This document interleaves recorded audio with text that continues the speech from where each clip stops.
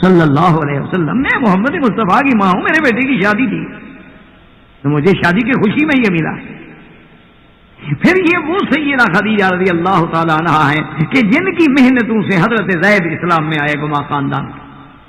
پھر یہ وہ سیدہ خدیجہ رضی اللہ تعالی عنہا ہیں کہ جب حضور سب سے پہلی وحی اتری تو حضور بی بی خدیجہ کے گھر میں آئے کہ زملونی زملونی، اور ایک روایت میں یہ ہے کہ خود پہلے بی بی خدیجہ نے کہا کہ کلا لا یخزیک اللہ ابدا، میرے مدنی آپ کیوں گھبرا رہے ہیں، آپ کو اللہ کبھی رسوا نہیں کریں گے، انک لتصل الرحم اور وتعین فی نوائب الحق، اور آپ تو مظلوموں کی مدد کرتے ہیں، صلہ رحمی کرتے ہیں، حق کی باتوں کی مدد فرماتے ہیں، آپ کو اللہ پاک کبھی پریشان نہیں کریں گے۔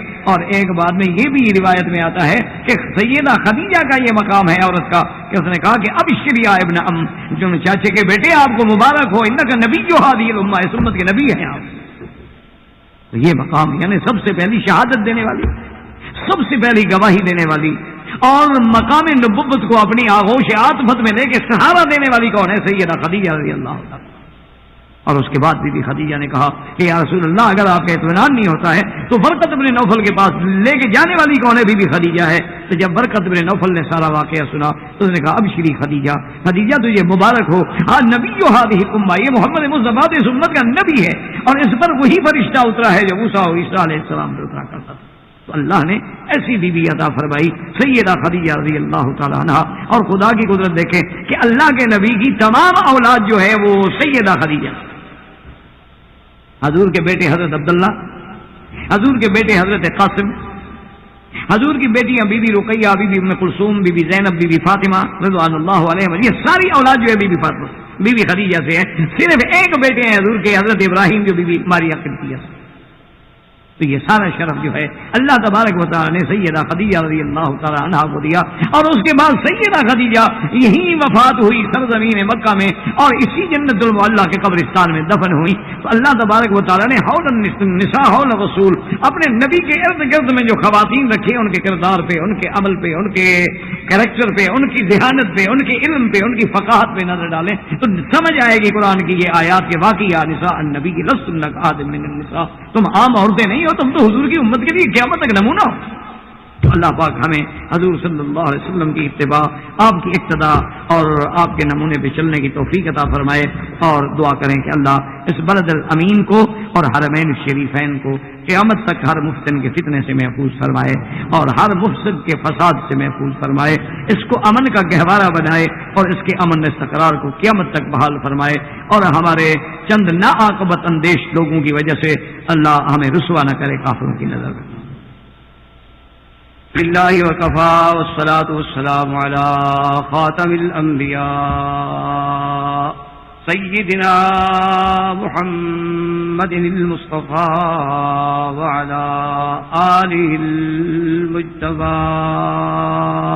برادران اسلام، واجب الاحترام بزرگوں، دوستوں، بھائیوں، عزیز نوجوانوں، الحمدللہ اللہ کی رحمت سے سلسلہ دروس مکانت البراۃ المسلمہ یعنی مسلمان عورت کا مقام جو جاری ہے، اس میں ہم نے الحمدللہ ان خواتین مبارکہ کا ذکر کیا کہ جن کا کسی نہ کسی ضمن میں اللہ نے اپنے قرآن میں ذکر فرمایا، اور اس کے بعد ہم ان محترمہ مکرمہ واجب الاحترام و تکریم خواتین جو اہل بیت رسول ازواج رسول صلی اللہ علیہ وسلم ہیں، ان کا ذکر پڑھ رہے ہیں، تاکہ ہماری بیٹیوں کے لیے، ہماری بہنوں کے لیے حضور صلی اللہ علیہ وسلم کا اسوہ حسنہ، آپ کا مقتدی ہونا،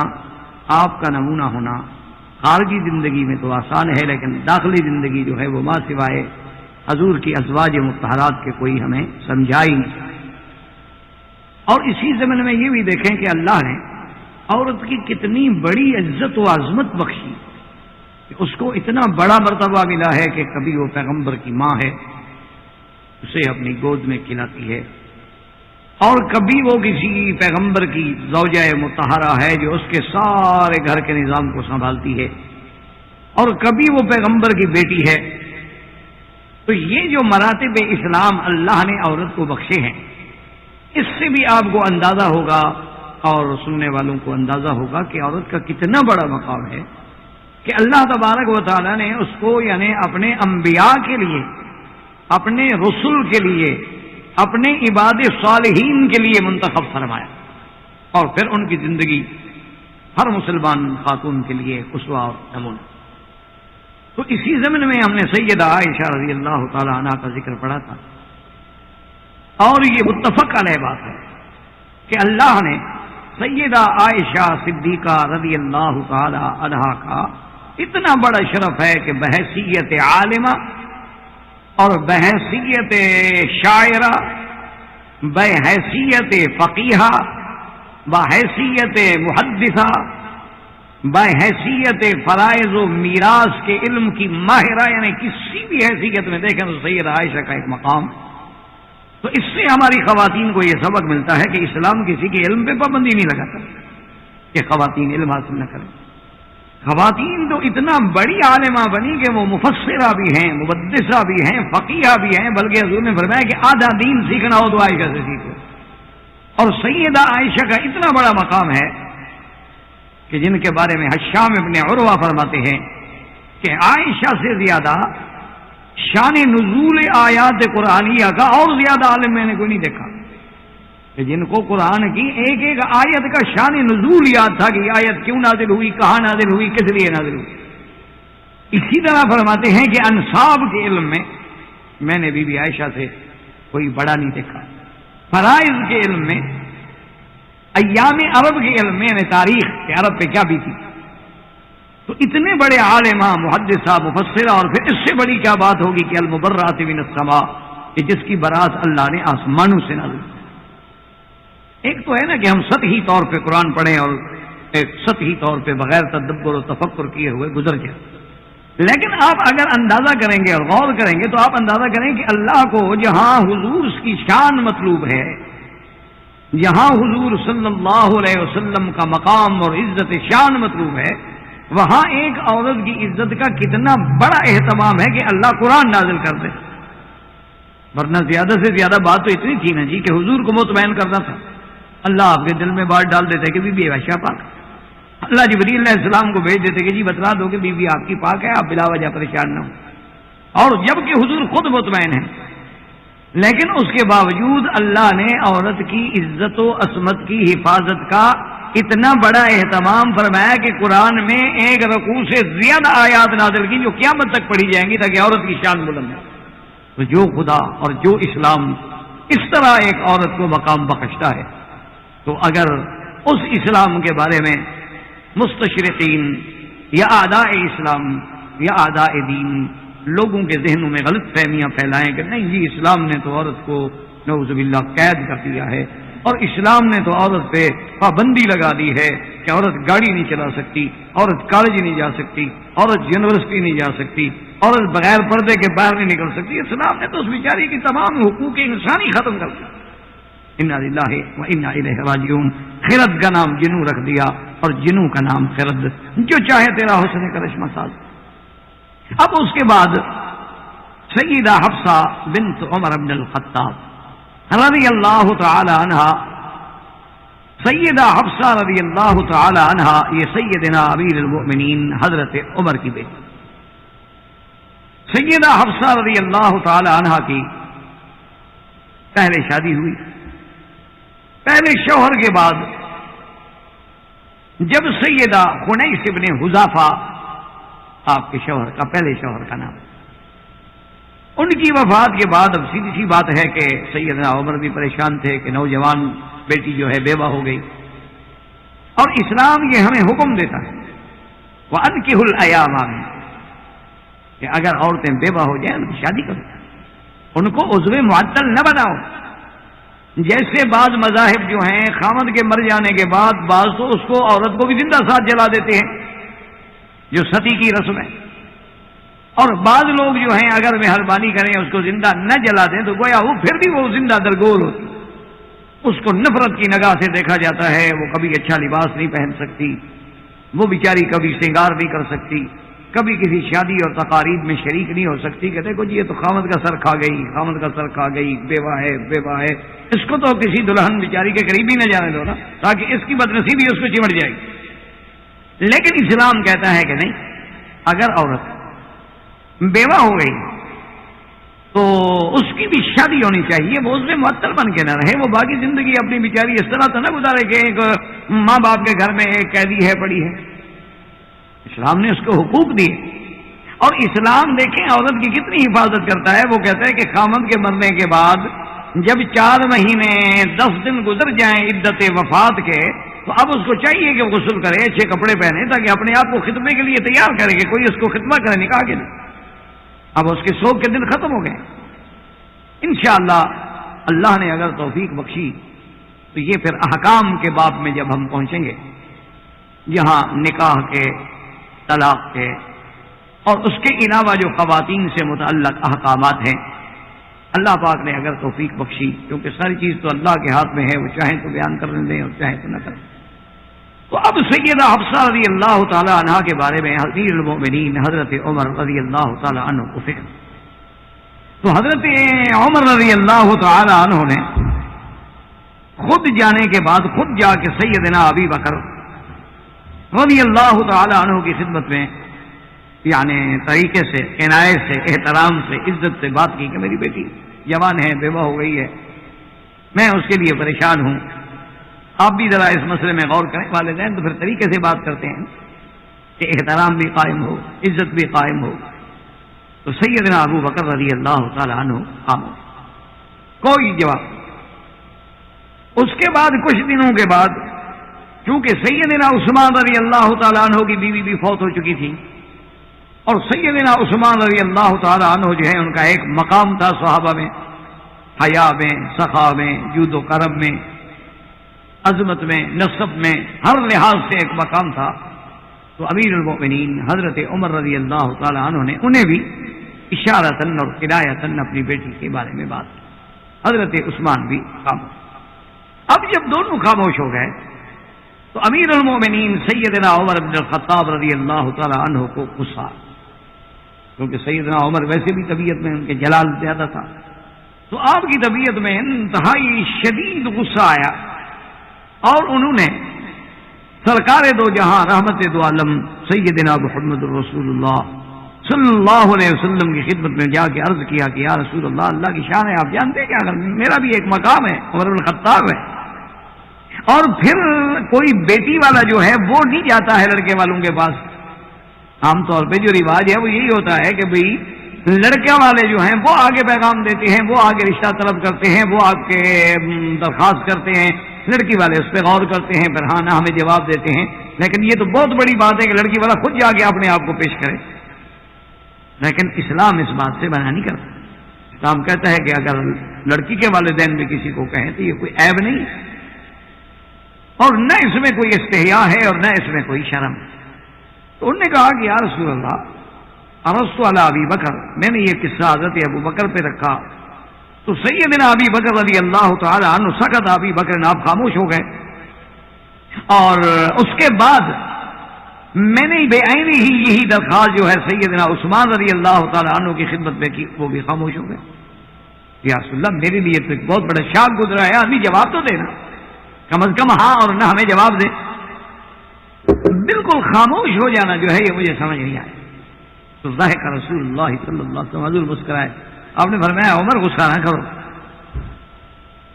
تمہاری بیٹی سے وہ بندہ رشتہ کرے گا جو ابو بکر و عمر سے بہتر ہے، ابو بکر و عثمان سے بہتر ہے، اور عثمان اس لڑکی سے شادی کرے گا جو تیری بیٹی سے بہتر ہے۔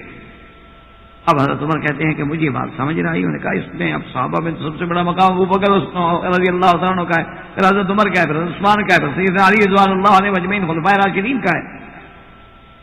کہتی ہیں کہ فما مضى الا يسيرا، تھوڑے دن گزرے کہ سرکار دو جہاں صلی اللہ علیہ وسلم نے مجھے اپنی بیٹی کے نکاح کے لیے پیغام دیا، تو اب مجھے مسئلہ سمجھ آیا کہ ہاں میری بیٹی سے وہ نکاح کرے گا جو عثمان سے افضل ہے، کیونکہ محمد مصطفیٰ تو سب سے افضل ہے، ان سے افضل کون سے۔ اور پھر حضرت عثمان کے ساتھ جب سیدنا محمد رسول اللہ کی بیٹی کا شادی ہوئی، حضور کی بیٹی ان کی بیوی بنی، تو سمجھ آ گئی میں نے کہا الحمدللہ، اللہ کا شکر ہے کہ اب مسئلہ حل ہوا کہ عثمان کی جو بیوی بنی وہ باقی میری بیٹی سے افضل ہے، کیونکہ یہ عمر کی بیٹی ہے، وہ محمد رسول اللہ کی بیٹی صلی اللہ علیہ وسلم۔ تو سیدنا حفصہ رضی اللہ تعالی عنہا بھی امہات المؤمنین ازواج رسول اللہ صلی اللہ علیہ وسلم کے زمرے میں داخل۔ اور ایک دفعہ جیسے کہ واقعہ تحریم میں آپ پڑھ چکے ہیں، سیدہ حفصہ رضی اللہ تعالی عنہا کو حضور صلی اللہ علیہ وسلم نے ناراض ہو کر طلاق، جب ناراض ہو کر طلاق دے دی تو ایک روایت میں آتا ہے کہ جبریل علیہ السلام آئے، حضور کی خدمت میں حاضر ہوئے اور آ کے کہا فلیراجعھا، یعنی یہ اللہ کی طرف سے حکم ہے، ورنہ جبریل اپنی طرف سے تو نہیں کہہ سکتے، کیونکہ جبریل علیہ السلام تو فرشتوں کا تو مقام یہ ہے کہ لا یعصون اللہ ما امرهم ویفعلون ما یؤمرون، وہ تو اللہ کی نافرمانی کرتے نہیں اور وہ کرتے ہیں جو حکم ہوتا ہے۔ تو اسی سے اندازہ کریں کہ ایک عورت کا کتنا مقام ہے، ورنہ طلاق ہو گئی۔ آج موجودہ دور جو اپنی آزادیوں پہ، جو اپنے حقوق انسانی پہ، جو حقوق نسوانی پہ، جو حقوق نساء پہ بہت بڑے نازا ہیں، ان کا حال دیکھ لیں کہ ان کا ہاں کیا ہوتا ہے، بلکہ الٹا عورتیں طلاق کے مطالبے کرتی ہیں، ان کے نزدیک کوئی اس کا احساس نہیں ہے، لیکن اللہ نے جبریل کو حکم دیا اور جبریل علیہ السلام نے آ کے عرض کیا کہ یا رسول اللہ فلیراجعھا، بی بی حفصہ سے آپ رجوع کر دیں، طلاق ختم کر دیں، سلو فرما لیں، فإنها صوامۃ قوامۃ، وہ تو بڑی عبادت گزار ہے اور اللہ کی بندی روزے دار ہے اور ہمیشہ روزے سے اور عبادت سے رہے۔ تو آپ اندازہ فرمائیں کہ اللہ نے، اسلام نے کتنا بڑا مقام ہے کہ ایک عورت کی تکلیف کو اللہ پاک نے حکم دے کے ختم کیا۔ حضور صلی اللہ علیہ وسلم نے بی بی حفصہ رضی اللہ تعالی عنہا سے مراجعہ، آپ نے گویا رجوع فرما لیا اور وہ طلاق جو تھی وہ ختم۔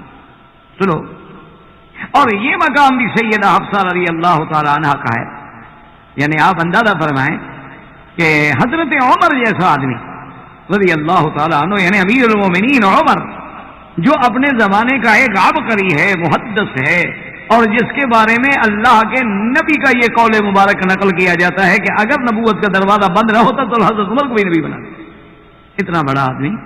لیکن عورت کا کتنی بڑی عظمت ہے کہ بی بی حفصہ کے پاس آتے ہیں اور آ کے کہتے ہیں کہ بیٹی مجھے ایک مشورہ دو کہ ایک عورت اپنے خامند سے زیادہ کتنا عرصے تک جدا رہ سکتی ہے، کیونکہ یہ مسئلہ عورتوں سے تعلق رکھتا ہے کہ بھئی ایک خامند اور بیوی کو آپس میں کتنا دن علیحدہ رہنا چاہیے، زیادہ سے زیادہ۔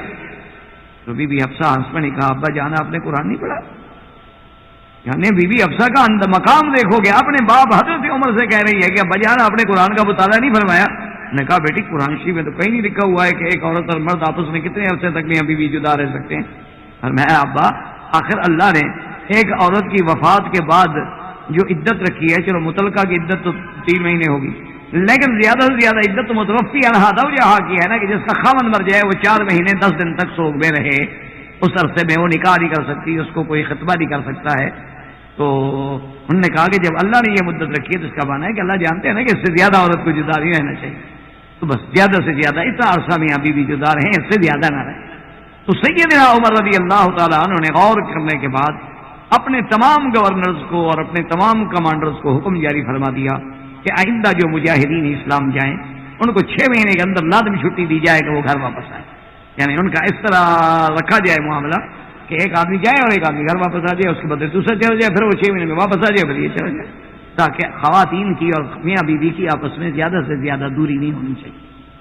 ویسے چونکہ اتفاق سے ایک بات چل نکلی ہے تو مسئلہ سمجھ لیں کہ جیسے ہمارے یہاں اس ملک میں لوگ کنٹریکٹ پہ آتے ہیں، 2-2 سال کے کنٹریکٹ ہوتے ہیں اور بیویاں نہیں لا سکتے ہیں، بعض کو اجازت بھی ہے تو ان کو یعنی تنخواہ اجازت نہیں دیتی، یا بعض بیچارے جو ہیں ان کی تنخواہ بھی ہو لیکن کوئی قانونی رکاوٹیں ہوتی ہیں، تو اس میں علماء یہ کہتے ہیں کہ اگر میاں بیوی دونوں مطمئن ہیں اور دونوں اس بات پہ راضی ہیں اور بیوی خوشی سے اپنے شوہر کو اجازت دیتی ہے کہ تم 1 سال یا 1.5 سال یا 2 سال کے لیے باہر جا سکتے ہو اور اس چھٹی میں جب موقع ملے تو آ جاؤ، اور خاوند بھی مطمئن ہے کہ میری بیوی کی عزت، عصمت، نان، نفقہ، گھر، خرچہ، حفاظت کا باقاعدہ انتظام موجود ہے، تو اس قدر بھی رضامندی سے علیحدہ ہو سکتے ہیں، اس میں کوئی نکاح میں فرق نہیں پڑتا کہ دونوں راضی ہیں اور مطمئن۔ یہ شرط ہے کہ وہ بیوی مطمئن اور خاوند بھی مطمئن ہو کہ میری بیوی کی عزت جو ہے محفوظ ہے، مثلا اس کے ماں باپ ہیں یا اپنی بیوی کے ماں باپ ہیں، یعنی جو اس کے حالات ہیں،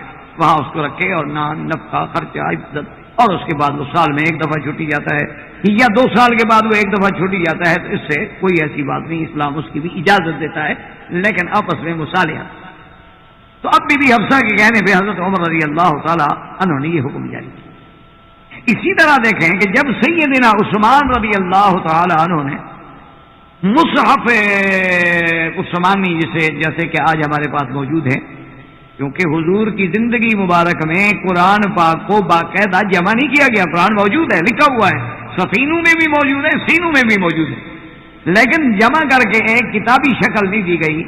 یہ کام سیدنا ابو بکر کے دور سے شروع ہوا اور سیدنا عثمان کے دور پہ ختم ہوا رضوان اللہ تعالی علیہم اجمعین۔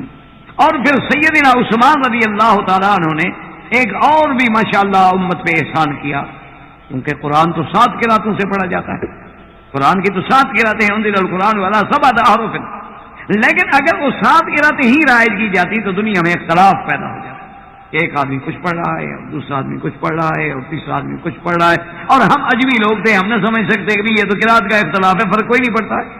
قال اركبوا فيها بسم الله مجريها یا مجریها اللہ الذي خلقكم من ضعف یا من ضعف، بھی قرات ہے، کوئی بات نہیں۔ لیکن جو لوگ بیچارے عاجم ہیں، جن کو پتہ نہیں ہے لغت عربیہ کا، اللہ کے قرآن کے معانی کا، تو ان کے لیے تو بڑی مشکلات ہو جاتی۔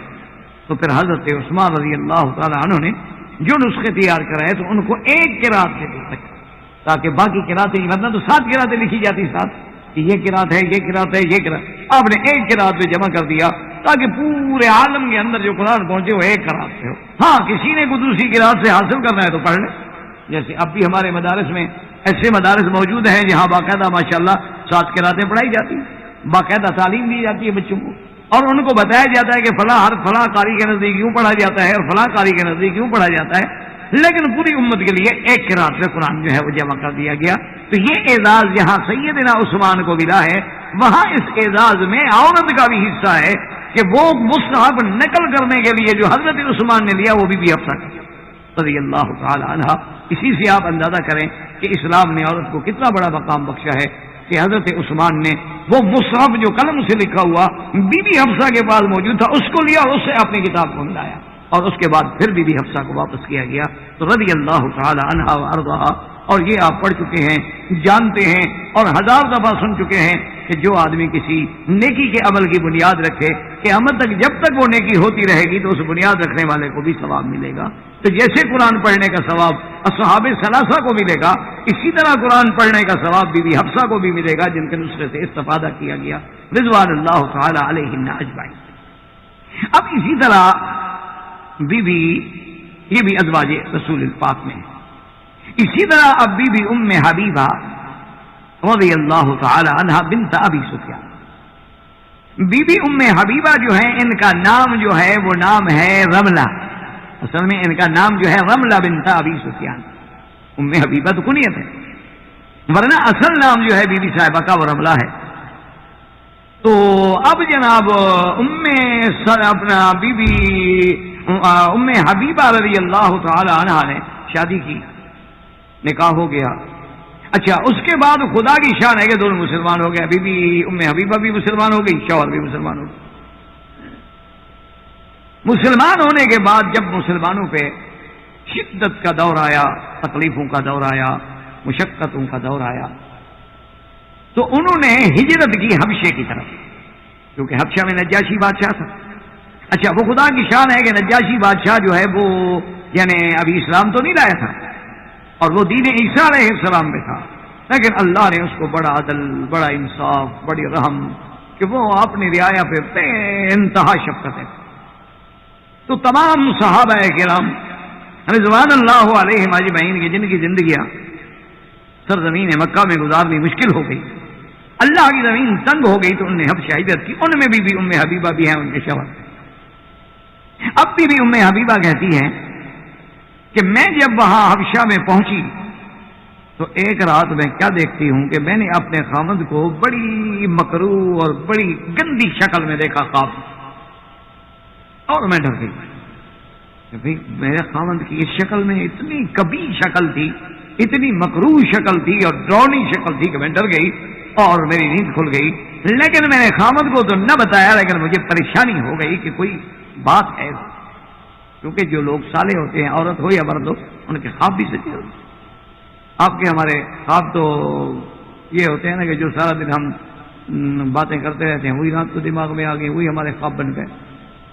ہمارے خواب تو اس قسم کے ہوتے ہیں، لیکن وہ بی بی صاحبہ چونکہ بہرحال یعنی مسلمہ ہے، مومنہ ہے، مہاجرہ ہے، تو کہتی ہے میں نے خواب دیکھا اور اپنے خامد کو بڑی ہی بری شکل میں پایا، تو میں گھبرا گئی کہ یا اللہ یہ کیا بات۔ تو فرماتی ہیں کہ وما مدا، کچھ دن ہی گزرے کہ میرا خامد جو ہے اسلام چھوڑ کے نصرانی بن گیا۔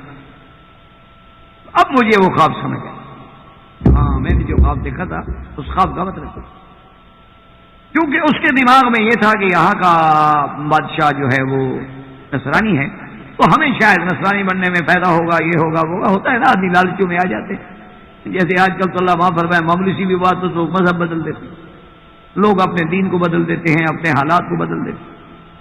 تو بی بی صاحبہ کہتی ہیں کہ اب اس نے مجھ پہ دباؤ ڈالنا شروع کیا کہ تم بھی دین نصارہ قبول کرو۔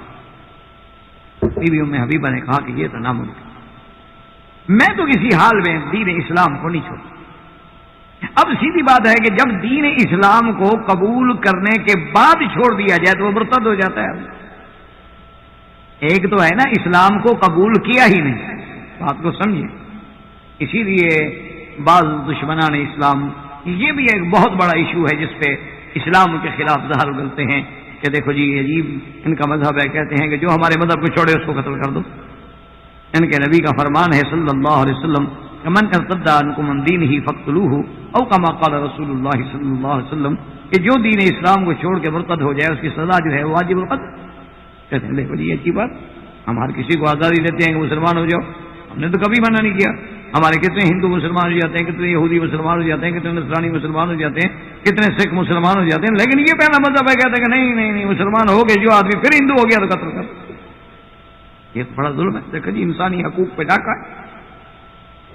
حالانکہ یہ بھی اسلام کے خلاف ایک ناروا الزام۔ اسلام تو اس بات کا قائل ہی نہیں کہ کسی کو جبر کر کے اسلام کے لیے مجبور کیا جائے کہ جی تم اسلام لاؤ۔ وہ ایک لطیفہ ہے نا جی کہ ہمارے پٹھان بھائی ہوتے تو جذباتی ہے نا، اللہ تبارک تعالیٰ رحمت کرے، کام پہلے کرتے ہیں سوچتے بعد میں۔ تو اتفاق سے ایک پٹھان جو تھا وہ گاڑی کے ڈبے میں بیٹھا ہوا، تو اس نے دیکھا کہ بھئی ایک ہندو جو ہے وہ بھی اسی ڈبے میں سوار ہوا، وہ بھی بیچارہ کسی اسٹیشن سے کوئی ہندو تھا وہ چڑھا ہے۔ بس اب خان صاحب کا دماغ جو تھا نا جی وہ میٹر تھوڑا سا گھوم گیا۔ اس کے بعد اس نے کہا کہ بھئی دیکھو کچھ کلمہ۔ اب وہ بیچارہ کہے بھائی میں ہندو ہوں، میں مارواڑی ہوں، میں ہندو آدمی، میں کیسے کلمہ پڑھوں؟ مجھے کلمہ آتا ہے کہ میں کلمہ پڑھوں، اور میں کیوں پڑھوں؟ میرا اپنا ایک مذہب ہے، دھرم ہے میرا۔ اس نے کہا دیکھو ہم زیادہ بات نہیں سنتے، ہم بس بات یہ کرتی ہے کیونکہ ان کے ہاں مرد جو ہے مؤنث ہوتا ہے اور عورت مذکر ہوتی ہے۔ اللہ فرماتی ہے میں کہتا ہوں، عجیب ہوتے ہیں بادشاہ لوگ ہوتے ہیں، سچے لوگ ہیں۔ سچے لوگوں میں یہ بات یاد رکھو نا، ان کے اندر پھر وہ منافقت نہیں ہوتی نا۔ عدم خلوص کے بندوں میں ایک خامی، اسی لیے آدم نے کہا تھا کہ عدم خلوص کے بندوں میں ایک خامی ہے کہ ستم ظریف بہت جلد باز ہے۔ جو مخلص ہوگا یہ تو منافق ہوتا ہے نا، میٹھی میٹھی باتیں اور نیچے سے کاٹتا رہے گا آپ۔ مخلص آدمی اسی وقت بیچارہ جو کچھ اندر ہوگا اسی وقت نکال کے باہر پھینکے گا، 2 منٹ کے بعد بات ہی کچھ نہیں، غصہ ہے نہ بات صاف ہو۔ یہ جو بہت گہرے ہوتے ہیں نا، یہ گہرے پانی کی طرح ڈبو دیتے ہیں آدمی، پتہ ہی نہیں چلنے دیتے کہ بندہ کہاں غرق ہوگا۔ تو اب پٹھان تو جذباتی لوگ ہے، سیدھا آدمی ہے، مومن ہے تو مومن ہے، کافر ہے تو کافر ہے، سیدھی سی بات ہے۔ اس میں درمیان والا سٹیج ہے ہی نہیں ان کے اندر، دوست ہے دشمن۔ تو اس نے کہا دیکھو ہم نہیں جانتے، کلمہ پڑھو۔ بیچارہ کہے میں کلمہ، بھائی میں ہندو ہوں، مارواڑی ہوں، میں کیسے اور نے کہا دیکھ کلمہ پڑھو ورنہ ہم پکڑ کے گاڑی سے بیٹھ گئے۔ اب جناب وہ اٹھا، پٹھان اٹھا کے اس کو پکڑ کے دری کھول کے گاڑی سے چلتی ہوئی گاڑی سے باہر پھینکتا ہوں۔ اس نے کہا دیکھو بس مجھے باہر مت پھینکو، میں کلمہ پڑھتا ہوں۔ ہاں دیکھو اب ٹھیک ہو گیا، اب سیدھا پڑھو کلمہ۔ اس نے کہا بھائی مجھے کلمہ نہیں آتا، مجھے کلمہ پڑھاؤ تو۔ انہوں نے کہا آتا تو مجھے بھی نہیں۔ اب جب یہ حال ہو نا جی، تو اس کا مطلب یہ ہوتا ہے کہ محض الزام عائد کرتے ہیں۔ اسلام کسی کو جبر نہیں کرتا، لا اکراہ فی الدین قد تبین الرشد من الغی، خبردار کسی پہ جبر نہیں۔ ہم نے واضح کر دیا ہے کہ یہ ہدایت ہے، یہ گمراہی ہے، یہ حق ہے، یہ باطل ہے، یہ صدق ہے، یہ کذب ہے، اس کی فمن شاء منکم فلیؤمن ومن شاء فلیکفر۔ اگر تم اسلام قبول کر کے پھر بغاوت کرتے ہو تو اب تو باغی ہو، اور باغی کی سزا کس نے رکھی ہے موت کے بغیر؟ کوئی دنیا کا مجھے قانون دکھاؤ، کسی ملک کا قانون دکھا دو کہ وہ اپنے قانون کا حلف اٹھانے کے بعد، اس میں شامل ہونے کے بعد اس سے بغاوت کر رہا ہے تو باغی کی سزا تو ہر جگہ یہی ہے جو اسلام نے رکھی ہے، کوئی نئی بات ہے یہ تو پھر دین اسلام آپ قبول نہیں کرتے نا کبھی۔ اور اگر آپ نے قبول کر لیا ہے تو اب دوسرے معاشرے میں جا کے تم پھر زہر نہ پھیلاؤ، تو اب اس انگلی کا کٹ جانا بہتر ہے کہ اس میں ایسی بیماری گینگرین ہو گئی ہے کہ آگے بڑھتی ہے، تو پھر اسلام ورنہ اسلام تو نہیں کہتا کہ کسی کو مار دو، اسلام تو جبر نہیں کرتا۔ تو اب بھی ام حبیبہ فرماتی ہیں کہ اس نے مجھے بڑی منتیں کی، دباؤ ڈالا، لیکن میں نے ان کو 2 لفظوں میں واضح کر دیا، میں نے کہا کہ دیکھو میں مر تو سکتی ہوں لیکن اسلام نہیں چھوڑا، اور تیرا میرا نکاح بھی نہیں رہا، تم کس بات سے مجھ پہ دباؤ ڈال۔ تو اب جناب بی بی صاحبہ جو ہے، اب ایک مہاجرہ، ایک وطن سے دور، گھر چھوٹ گیا، اب شوہر نے بھی چھوڑ دیا۔ جب حضور صلی اللہ علیہ وسلم کو اطلاع ملی تو حضور پاک نے نجاشی کو پیغام بھیجا کہ، اور اس کی وجہ یہ بھی تھی کہ چونکہ یہ بیٹی تھی ابی سفیان کی، اور ابی سفیان جو ہے وہ مکے کا سردار اور حاکم، تو سرکار دو عالم نے یہ نہیں کیا کہ اپنے کسی صحابی کو پیغام بھیج دیں، بلکہ عورت کا اتنا احترام کیا کہ اس وقت کے بادشاہ کو پیغام بھیجا کہ تم میرا نکاح کرو اور تم میرے وکیل۔ ورنہ تو حضور کسی صحابی کو پیغام بھیج دیتے کہ تم میرے وکیل ہو، جا کے بیوی سے کہو قبول کر لے تو نکاح کر لینا، نہ کرے تو نہ کرے۔ لیکن حضور صلی اللہ علیہ وسلم نے نجاشی کو اپنا وکیل بنایا۔ اور اسی میں ایک بات یہ بھی یاد رکھیں کہ ہمارے بعض دوست پوچھتے بھی رہتے ہیں اکثر کہ جی ہم ٹیلی فون پہ نکاح کر لیں، تو ٹیلی فون پہ نکاح نہیں ہوتا، ایک مسئلہ ذہن میں رکھ لیں۔ اس کی وجہ کیا ہے؟ وجہ یہ ہوتی ہے کہ علماء نے لکھا ہے کہ ٹیلی فون پر آواز تبدیل ہو جاتی ہے، اور ٹیلی فون پر کوئی دوسرا بندہ بھی آپ کی آواز آسانی سے نقل کر کے بات کر سکتا ہے۔ اور تیسری بات یہ ہے کہ اسلام چاہتا ہے کہ میاں بیوی شادی سے پہلے ایک دوسرے کو دیکھ لیں، تاکہ خطیب جو ہے وہ اپنی مخطوبہ کو دیکھ لے اور لڑکی جو ہے وہ اپنے ہونے والے منگیتر کو دیکھ لے، تاکہ بعد کے اندر کسی قسم کی پریشانی کا سامنا نہ کرنا پڑے۔ خدا نہ خواستہ کوئی لڑکے میں عیب ہے، خدا نہ خواستہ کوئی لڑکی میں عیب ہے، تو ایسا ہوتا ہے۔ تو اب اگر صرف ہم ٹیلی فون پہ ہی رشتے کرتے رہیں تو نہ تو اس نے دیکھا نہ ہم نے دیکھا، آواز کے تبدیل ہو جانے کا اندیشہ الگ۔ یعنی آپ حیران ہوں گے، یہ واقعہ ہے، آپ حیران، یعنی یہ نہ سمجھیں کہ میں لطیفہ بیان، جب لطیفہ ہو تو میں بتا دیتا ہوں یہ لطیفہ ہے، یہ واقعہ ہے، حقیقت ہے۔ مدینہ منورہ میں ایک مولوی صاحب ہے، قاری القرآن ہے، اور بڑا ہی ماشاءاللہ سمجھدار اور بڑا پڑھا لکھا اور بڑا اچھا آدمی اور اچھی عزت والا آدمی۔ اس کی شادی ہوئی تو جب نکاح ہو کے اس بیچارے نے ویزا نکلوایا اور جانے سے اس نے ویزا بھجوا دیا اور اپنی نئی نویلی دلہن کو منگوا لیا، صرف گیا نہیں بیچارہ دیکھا، جب یہاں آیا تو وہ عورت ہی نہیں تھی، وہ خوبصورت تھا، اس کی بیوی بن گیا، اس نے نکاح کر دیا۔ اب وہ جب آئے تو اس نے کہا تم کو، اس نے کہا مجھے تو مکہ مدینے آنے کی تمنا تھی، میں بھی خاموش رہی۔ میں نے کہا چلو مکہ تو دیکھا ہوں گی، اب تمہاری مرضی ہے، نکال دو، عمرہ میں نے کر لیا ہے، عورت تو میں ہوں نہیں، تمہاری بیوی تو بن نہیں سکتی، میں تو خسرا ہوں، میں تو کون سا مشکل ہوں۔ تو اس بیچارے نے کہا بھی ٹھیک ہے جاؤ تمہاری مرضی، نے کہا حج کرا دو، تمہاری مہربانی ہوگی، نے کہا ٹھیک ہے حج تک رہے گا۔ تو یہ واقعات ہو جاتے ہیں، اس لیے اسلام یہ کہتا ہے، اور بڑی آسانی ہے کہ تم مکہ مکرمہ میں ہو، ملازم ہو، چھٹی نہیں ملتی، تم اپنے والد کو، چاچا کو، بھائی کو، کسی قابل اعتماد دوست کو ایک کاغذ میں وکیل بنا دو کہ جی آپ مسمی فلاں فلاں میری طرف سے وکیل ہیں، فلاں لڑکی جو ہے فلاں کی بیٹی ہے، فلاں محلے کی، فلاں علاقے کی، اس کا میری طرف سے جا کے ایجاب قبول کر لیں، 2 آدمیوں کو گواہی ڈال کے ان کو خط ڈال دیں، وہ جا کے نکاح کر دیں، بات ختم ہو گئی۔ نہ کوئی پریشانی ہے، نہ کوئی قصہ ہے، نہ کسی دھوکے کا خوف اور خطرہ ہے۔ تو اس لیے حضور صلی اللہ علیہ وسلم نے حضرت نجاشی کو اپنا وکیل، حضرت نجاشی رضی اللہ تعالیٰ عنہ والد اسلام لے آئے، ماشاء اللہ نے انہیں اسلام نصیب فرما دیا۔ انہوں نے ایک صحابی کے ذریعے بی بی رملہ یعنی بی بی ام حبیبہ کو پیغام دیا، انہوں نے کہا کہ مجھے سرکار دو جہاں نے اپنا وکیل بنایا ہے، اور بحیثیت وکیل محمد مصطفیٰ صلی اللہ علیہ وسلم میں تمہیں خطبہ کرتا ہوں، دعوت دیتا ہوں نکاح کی، اگر تم حضور سے نکاح قبول کرو۔ تو بی بی صاحبہ نے پھر اپنا وکیل بنایا، اور ان دونوں نے دربار بادشاہ نجاشی میں آ کے، یعنی آپ حیران ہوں گے کہ وہ خطبہ جو نجاشی نے پڑھا ہے حضور کے نکاح، عظیم خطبہ اور عجیب خطبہ ہے جو نجاشی نے، اور اس کے بعد نجاشی نے کہا کہ بحیثیت وکیل کے میں یہ نکاح قبول کرتا ہوں اور 400 درہم اپنی طرف سے میں حق المہر جو ہے حضور صلی اللہ علیہ وسلم کی طرف سے ادا کرتا ہوں، اور جب بی صاحبہ مدینہ منورہ جائے تو آپ کے ساتھ خادمہ ہوگی، آپ کا بھیجنا، آپ کا پہنچانا، آپ کو مدینہ منورہ عزت و تکریم کے ساتھ بھیجنا، سب میری ذمہ داری۔ اسی لیے وہ ایک عجیب واقعہ ہے نا کہ اللہ کی شان یہ ہے کہ اللہ نے ادھر خیبر کی فتح عطا فرمائی اور ادھر جناب حبشہ سے حضرت جعفر جو تھے وہ مہاجرین کا وفد لے کے مدینے پہنچے، اور اسی وفد میں بی بی ام حبیبہ بھی ہیں۔ تو حضور نے مسکراتے ہوئے فرمایا کہ لا ندری، میں نہیں جانتا، افرح بفتح خیبر ام بقدوم جعفر، کہ آج میں خیبر کی فتح پہ خوشی مناؤں یا جعفر کے آنے پہ خوشی مناؤں۔ تو یہ وہی پیارا جملہ ہے جو حضور صلی اللہ علیہ وسلم نے اس موقع پہ ارشاد فرمایا تھا۔ تو اب بی بی ام حبیبہ جو تھی وہ حضور صلی اللہ علیہ وسلم کی زوجہ بنی۔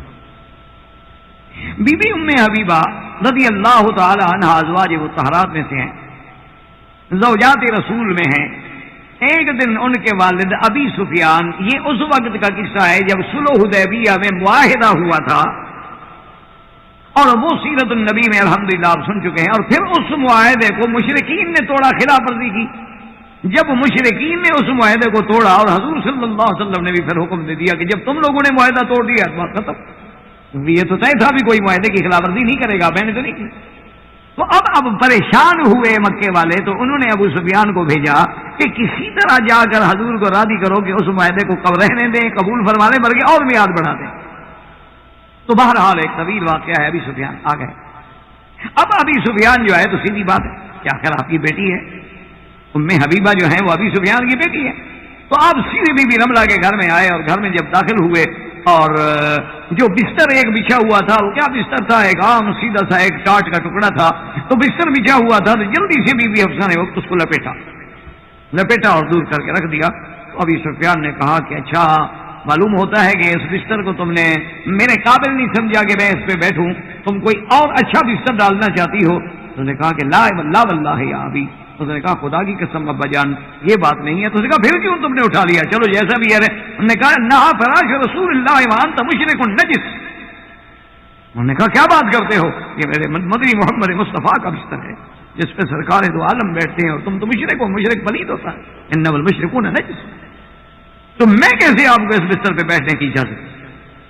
کبھی سفیان کہنے لگا اچھا، مجھ سے جدائی کے بعد تو تم ام حبیبہ بہت بدل گئی ہو، اب تو نعوذ باللہ تمہاری عادات بھی بدل گئی ہیں، اور نعوذ باللہ تم تو بہت ہی غلط روایات کی عادی ہو گئی، یہی تمہیں اسلام نے سکھایا ہے۔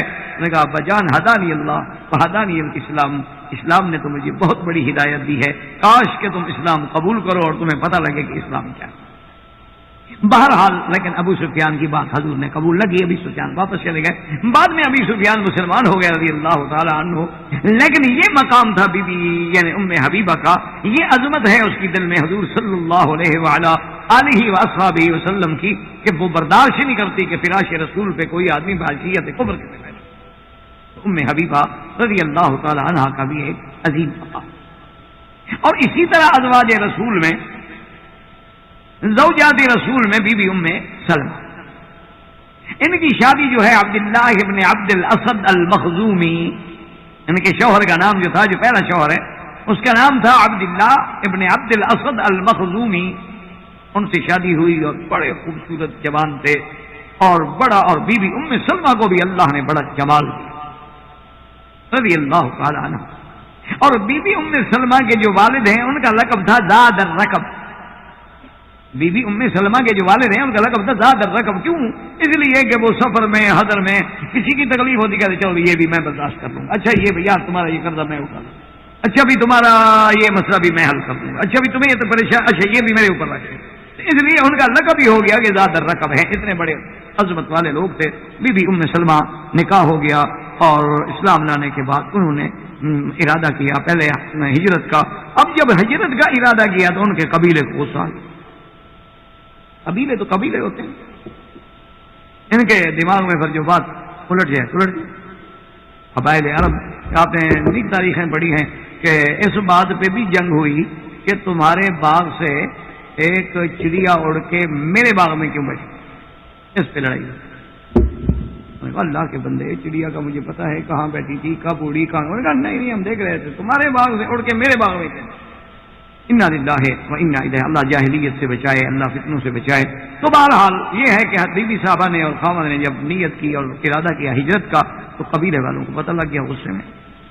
تو بی بی صاحبہ مکہ مکرمہ سے جو ہی ہجرت کے لیے نکلی تو قبیلے نے آ کے روک دیا۔ انہوں نے کہا آپ کے شوہر سے عبداللہ ابن عبد الاسد سے، انہوں نے کہا کہ دیکھو بھائی تم ہو مرد کو تو ہم نہیں روکتے، تم مسلمان ہو، ہجرت کرو جہاں جاؤ مرضی، ہم اپنی بیٹی تمہیں کیوں دیں گے، اس کو بھی لے جاؤ۔ اللہ کے بندے یہ مسلمان ہے، میری بیوی ہے، بچہ ہے چھوٹا۔ میں کہا یہ نہیں۔ بڑی بحث و تکرار کے بعد، معارضے کے بعد، انہوں نے کہا دیکھو بات سنو، ورنہ ہم تمہیں بھی قتل کر دیں گے، تم نے جانا ہے جاؤ، لیکن ہم اپنی بیٹی کو نہیں جانے۔ وہ بیچارے اللہ پہ توکل کر کے صبر کر کے ہجرت، انہوں نے کہا یہ ہے نا کہ دونوں ہم نعوذ باللہ ہلاک ہو جائیں۔ تو وہ ہجرت کر کے چلے گئے تو بی بی سلمہ کو واپس لے آئے مکہ مکرمہ، اور قبیلے نے پھر ایک اور ظلم کیا کہ ان سے 1 سال کا بچہ بھی چھین لیا۔ بھئی یہ کیوں؟ انہوں نے کہا کیا اعتبار ہے، ہو سکتا ہے تم کسی وقت چھپ کے ہجرت کر جاؤ تو پھر ہماری نسل کا بچہ بھی لے جاؤ۔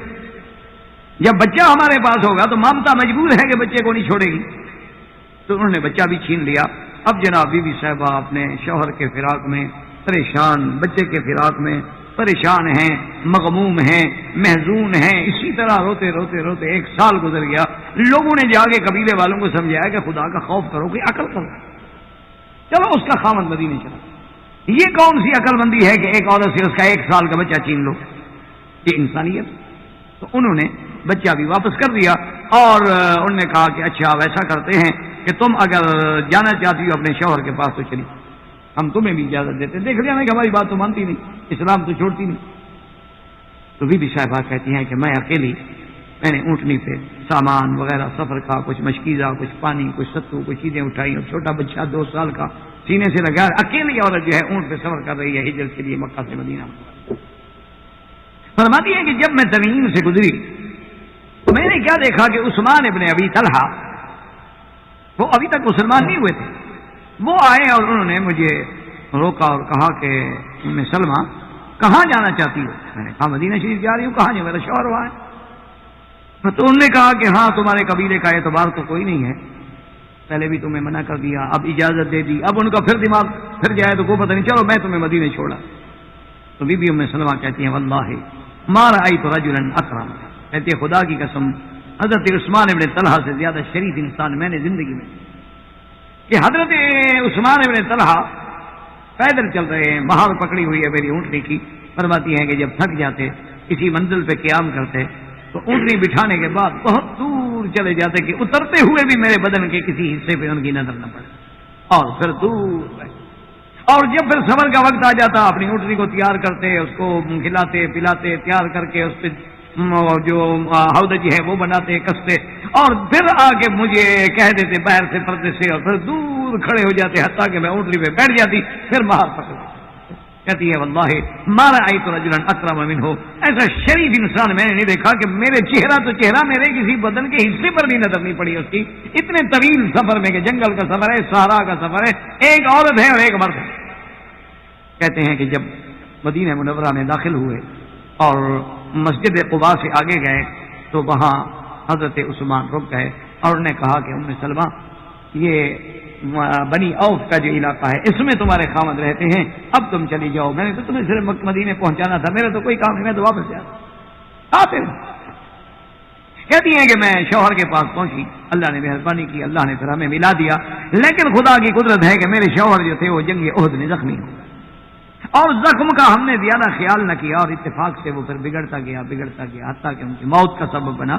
تو کہتے ہیں کہ موت سے پہلے مجھے خاوند نے بلایا اور کہا کہ ام سلمہ ایک بات یاد رکھو، ان کو اندازہ ہو گیا تھا نا کہ میری تو موت آ گئی، تو انہوں نے کہا کہ ایک بات یاد رکھو کہ اگر کبھی مصیبت آئے، موت ہے، دکھ ہے، تکلیف ہے، کوئی بھی مصیبت، تو اس وقت یہ کہنا کہ انا للہ و انا الیہ راجعون، اللہم اجرنی فی مصیبتی ھذا وخلف لی علی کل غائبۃ منھا بخیر۔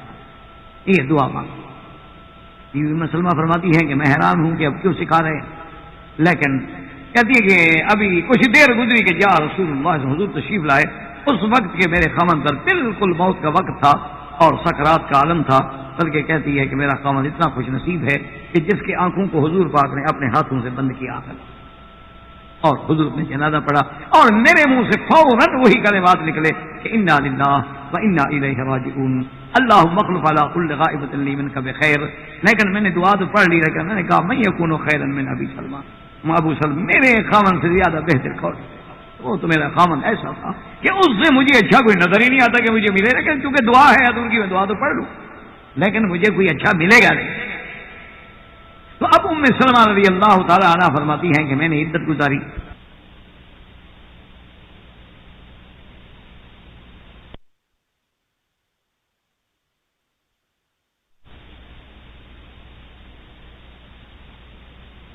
دنیا کی کوئی عقل مند لڑکی ہے جو انکار کرے یا عورت ہے جو انکار کرے؟ جس کو حضور صلی اللہ علیہ وسلم امام الانبیاء والمرسلین خود خطبہ کریں اپنی ذات کے لیے، بھلا کوئی دنیا میں ایسی عورت ہو سکتی ہے جو انکار کرے؟ لیکن میری کچھ باتیں ہیں حضور جو میں آپ سے کہنا چاہتی ہوں. اس نے فرمایا نے کہا حضور ایک بات تو یہ ہے کہ انا مسنہ، میری عمر زیادہ ہو گئی ہے، مجھ سے اب شادی کر کے کیا فائدہ اٹھائے، ایک اب کافی عمر ہے. اور دوسری بات یہ ہے کہ ولی ایتام، میرے پاس میرے بچے ہیں، ان کی ذمہ داری. اور تیسری بات یہ ہے کہ انا شدید الغیرت یا رسول اللہ، کہ میں بہت شدید غیرت والی عورت ہوں، چھوٹی سی بات پہ مجھے غصہ آ جائے. تو یہ تین باتیں ہیں یا رسول اللہ، میں پہلے عرض کروں. اسی لیے اسلام ہمیں یہ سبق دیتا ہے اور دنیا کا کوئی مذہب یہ سبق نہیں دیتا. اسلام ہمیں سبق دیتا ہے کہ اگر عورت کے اندر بھی کوئی عیب ہے تو خطیب کو بتا دے کہ میرے بات اندر یہ بات ہے، دیکھو ابھی سے سوچ لو. حضور صلی اللہ علیہ وسلم نے فرمایا کہ ام سلمہ یہاں تک تم نے کہا ہے کہ میری عمر زیادہ ہے، وَأَنَا أَسَنُّ مِنْكَ، میری عمر تو تجھ سے بھی زیادہ ہے. آپ نے فرمایا یہ تو مسئلہ نہ رہا، یہ تو بات ختم ہو گئی تمہاری کہ تم نے عمر کا اعتراض کیا ہے کہ میری عمر زیادہ ہے، وَأَنَا أَسَنُّ مِنْكَ، ام سلمہ میں تم سے بڑا ہوں.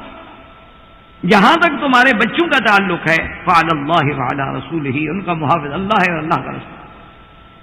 اور جہاں تک تمہارے غصے اور غیرت کا تعلق ہے کہ تمہیں چھوٹی سی بات پہ غیرت آتی ہے، برداشت نہیں کر سکتی ہو، فانا ادعو من اللہ، میں اللہ سے دعا کروں گا کہ تمہاری وہ بات ختم ہو جائے.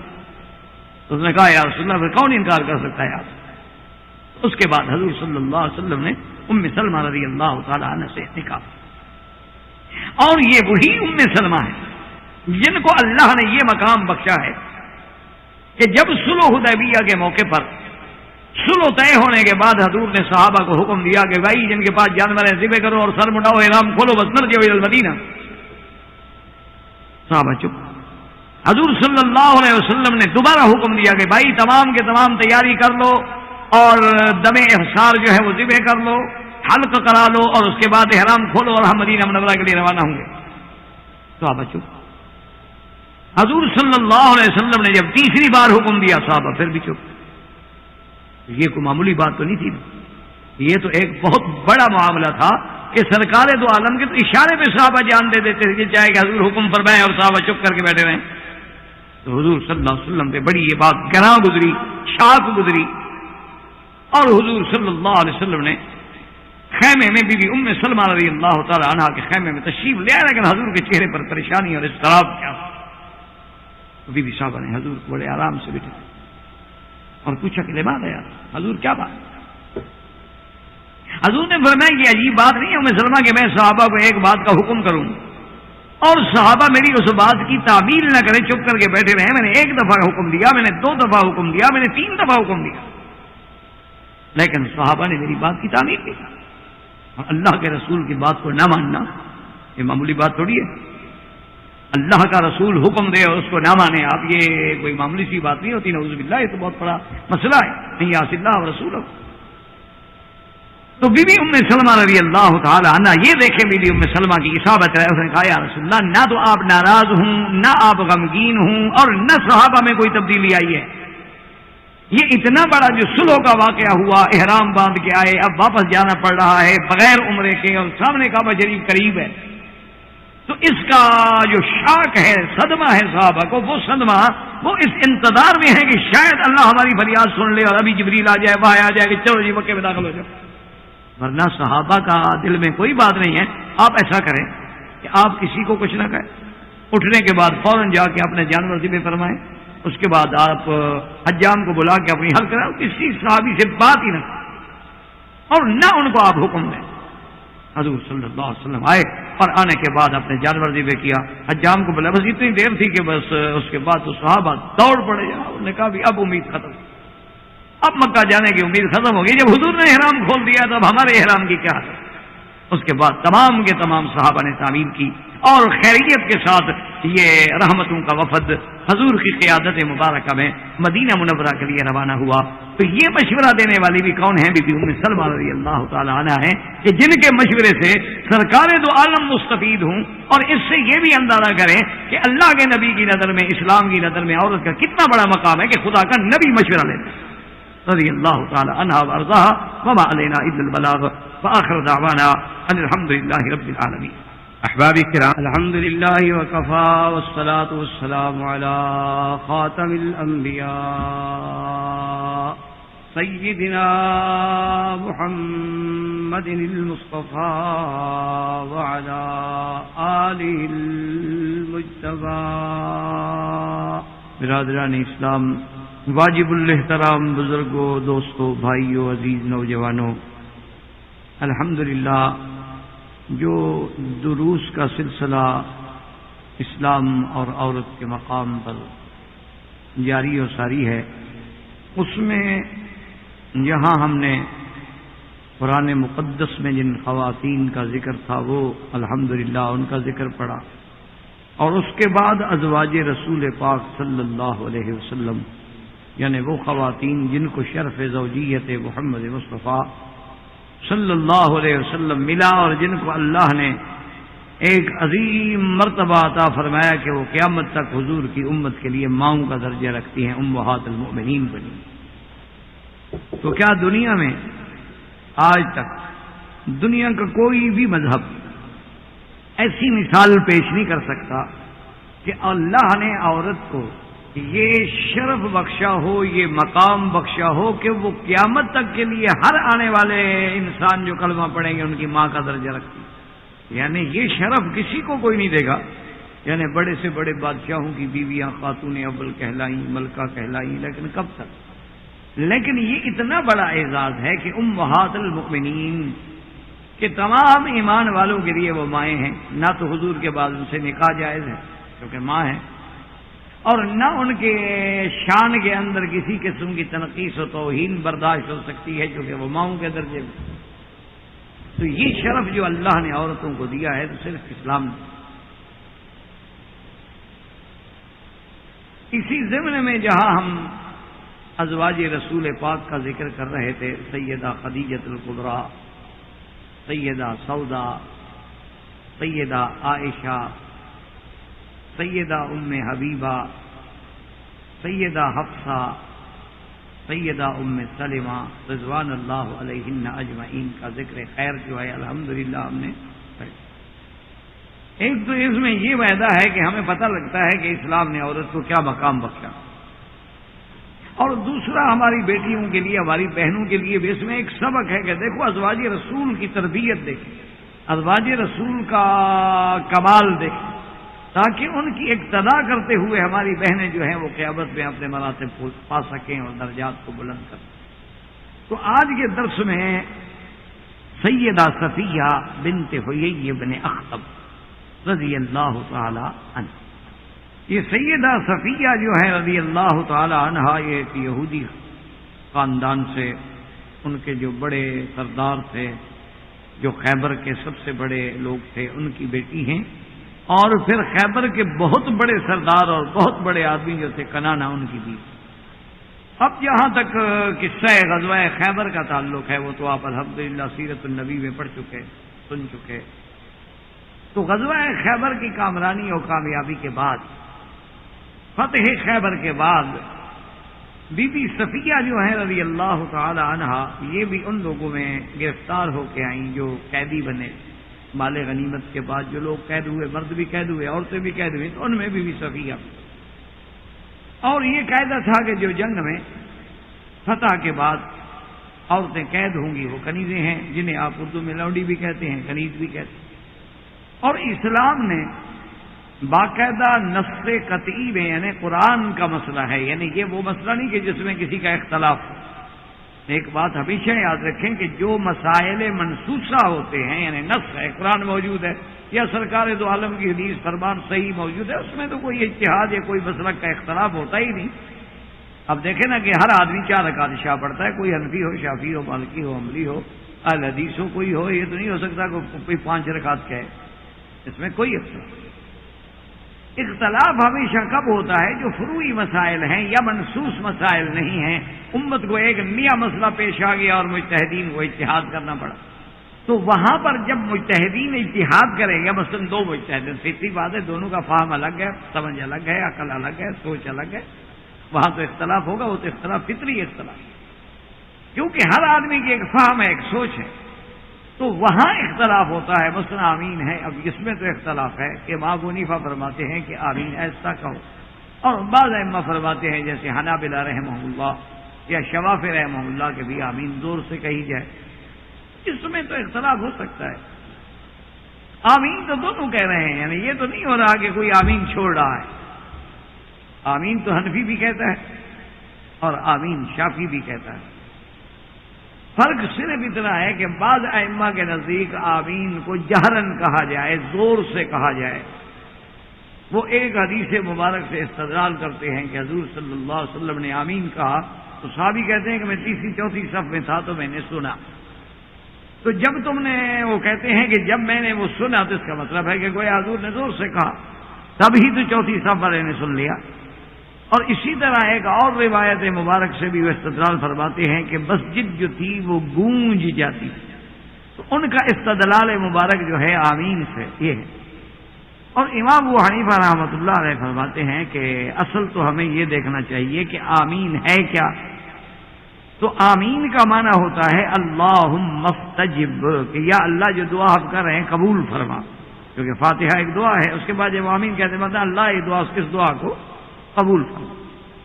تو امام صاحب رحمۃ اللہ علیہ یہ فرماتے ہیں کہ یہ جو دعا ہے، تو دعا کا تو نص قرآن میں فلسفہ ہی یہ ہے کہ آہستہ کی جائے، ادعوا ربکم تضرعا وخفیا، یہ تو قرآن ہے، نص قطعی ہے کہ جب بھی اللہ سے پکارو تو ایسا پکارو، تضرع سے پکارو، خفے سے پکارو، اور حکم ہے، امر ہے، ادعوا ربکم، پکارو اپنے تضرعا وخفیا۔ انبیاء نے کیسے پکارا؟ نادا ربہ نداء خفیا، حضرت زکریا نے ایسے سے۔ اسی طرح حضور نے فرما دیا تھا کہ انکم لا تدعون صما ولا غائبا، تم کو ایسی ذات کو پکار رہے ہو جو بحری ہے، جو دور ہے، نہیں سنتی، ایسا پکارو۔ تو اس لیے امام صاحب کی سوچ اس طرف چلی گئی کہ بھئی وہ وقتی طور پہ ایک شوقت اسلام کے اظہار کے لیے کہی گئی آمین، لیکن اصل فلسفہ تو اس کا ایسا کہنا ہے، حکم تو ایسا کہنا ہے، قرآن تو یہی کہہ رہا ہے۔ اور باقی انہوں نے کہا کہ مسجد کا گونج جانا یہ کسی راوی کا خیال تو ہو سکتا ہے، ورنہ حضور کے زمانے میں تو مسجد کی چھت ہی نہیں تھی، تو گونجتی کیسی تھی وہ؟ مسجد میں گونج تو تب پیدا ہو، پہلے مسجد تو پکی بناؤ نا، وہ تو چھڑیوں کی چھت تھی، وہ تو پکی تھی نہیں۔ آج چھڑیوں کی چھت ڈال کے آپ 10 آدمی کہیں لے کے کیسے گونج پیدا ہوگی؟ تو یہ فہم کا اختلاف ہے۔ اللہ سب پہ کروڑ رحمت ہے، جیسے زور سے کہا ٹھیک ہے، ایسا کہا ٹھیک ہے، وہ لڑائی والے جھگڑے تو ہیں، مسئلے ہیں ہی نہیں۔ اچھا، اسی طرح ایک حدیث مبارک ہے، وہ صحیح ہے کہ من وافق تامینہ تامین الملائکہ، جس بندہ آمین کہتا ہے اگر اس کی آمین اور فرشتوں کی آمین مل گئی تو اللہ اس کے گناہ معاف کر دے۔ تو امام صاحب فرماتے ہیں کبھی آپ نے فرشتوں کی آمین سنی ہے؟ اس کا مطلب ہے وہ بھی ایسا کہ اچھا مل کیسے گئی؟ فرشتے آپ کے ساتھ جو نماز میں ہوتے ہیں یا جو آسمان پہ ہوتے ہیں؟ اس لیے ضروری ہوتا ہے میرا بھائی کہ ہر آدمی کو اگر اجتہاد کی اور مجتہد بنا دو گے، ہر آدمی کے ہاتھ میں اگر آپ نے اس طرح پکڑا دیا تو پھر لوگوں کے ناک سلامت نہیں رہیں۔ یہ اتفاق ہے، اس لیے مجتہد وہ ہوتے ہیں جن میں اجتہاد کی شروط پائی گئی۔ تو بہرحال ایک دوسری بحث میں ہم پڑ گئے۔ اللہ پاک تمام ائمہ پہ، تمام مجتہدین پہ کروڑ رحمتیں کرے۔ تو میرا عرض کرنے کا مقصد یہ تھا کہ وہاں تو ہوتا ہے، اور یہ مسئلہ جب قرآن میں آ گیا تو اختلاف ہے ہی نہیں۔ اب قرآن نے ہمیں بتا دیا ہے کہ مما ملکت ایمانکم، کہ جو تمہارے ملک میں باندیاں ہیں وہ تمہارے لیے حلال ہیں۔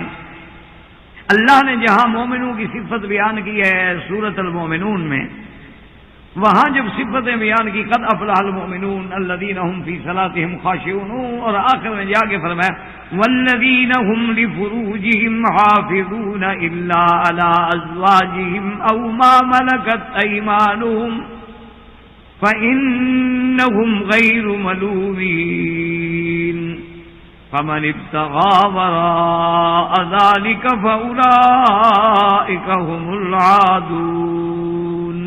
اللہ نے فرمایا کہ میرے مومن بندوں کی یہ صفتیں ہیں، نماز میں خشوع کرنے والے، زکوٰۃ ادا کرنے والے، اور فرمایا مومن کی صفت یہ ہے کہ اپنی شرمگاہوں کی حفاظت کرنے والے۔ اب ان کے لیے دو چیزیں حلال ہیں، الا علی ازواجہم، یا تو بیویاں، او ما ملکت ایمانہم، یا ان کے ملک میں جو بانیاں ہیں وہ بھی حلال۔ اس کے علاوہ کوئی صورت نہیں ہے ایک انسان کی کسی عورت سے تمتع کرنے کی۔ تو اسی میں الحمدللہ جو لوگ متع کرتے ہیں یا جو مختلف شکلیں بناتے ہیں نکاحوں کی یا تن بخشیاں کرتے ہیں، یہاں ہمارے دیہاتوں میں انڈو پاک کے زمینداروں میں جگیرداروں میں ایک بہت بڑا عذاب ہے، 10 عورتیں گھر میں بٹھائی ہوئی ہیں، یہ کون ہے؟ جی نہیں، تن اس نے مجھے تن بخشا ہے، میں نے قبول کیا ہے، وہ گناہ تھوڑا ہے۔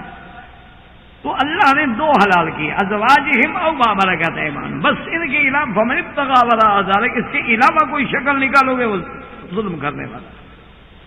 تو معلوم یہ ہوا کہ ما ملکت ایمانہم، وہ کنیزیں، وہ لونڈیاں جو ہیں بندے کے لیے حلال ہیں۔ اب اتفاق سے چونکہ یہ بات آ گئی ہے تو اس کو اچھی طرح سمجھ رہے ہیں، یہی وہ مسئلہ ہے جس پہ مستشرقین اور اعداء دین اور اعداء اسلام نے اسلام کو بدنام کرنے کے لیے تو مار باندھ رکھا ہے کہ دیکھو جی مسلمان مسلمان مسلمان، لوگوں کی لڑکیوں کو پکڑ کے بانیاں بنا لیتے ہیں اور کہتے ہیں حلال، اور دیکھو جی ان کے خاندان میں اور ان کے حرم میں 100 بانیاں ہیں، 100 بانیاں ہیں، 100 بانیاں ہیں، اور جناب اس کو اتنا اچھالتے ہیں اللہ معاف کرے کہ مسلمان جو ہے بیچارے وہ بھی دفاعی جواب پہ آ جاتے ہیں کہ ہاں جی وہ پہلے دور کی بات تھی، اب تو ہم نہیں کہتے نا، یہ تو دفاعی بات ہے، اپنے اصل سے ہٹ جانے والی بات۔ تو اس لیے مسئلے کو سمجھیں کہ لونڈی کیا ہوتی ہے، لونڈی کس کو کہتے ہیں، کنیز کس کو کہتے ہیں، ملک یمین کیا ہوتا ہے، پہلے اس کے بارے میں آپ اچھی طرح سمجھیں بات۔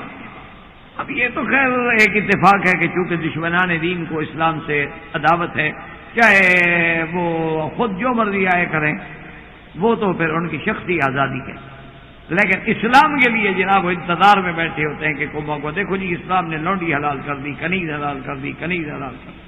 پہلی بات تو یہ سمجھیں کہ یہ کنیزوں کا مسئلہ یا لونڈیوں کا مسئلہ اسلام میں جاری نہیں ہے، یہ تو اسلام سے بہت پہلے اس مسئلے کا اسلام سے تعلق نہیں، اسلام نے یہ حکم جاری نہیں کیا، پہلی بات کو سمجھیں۔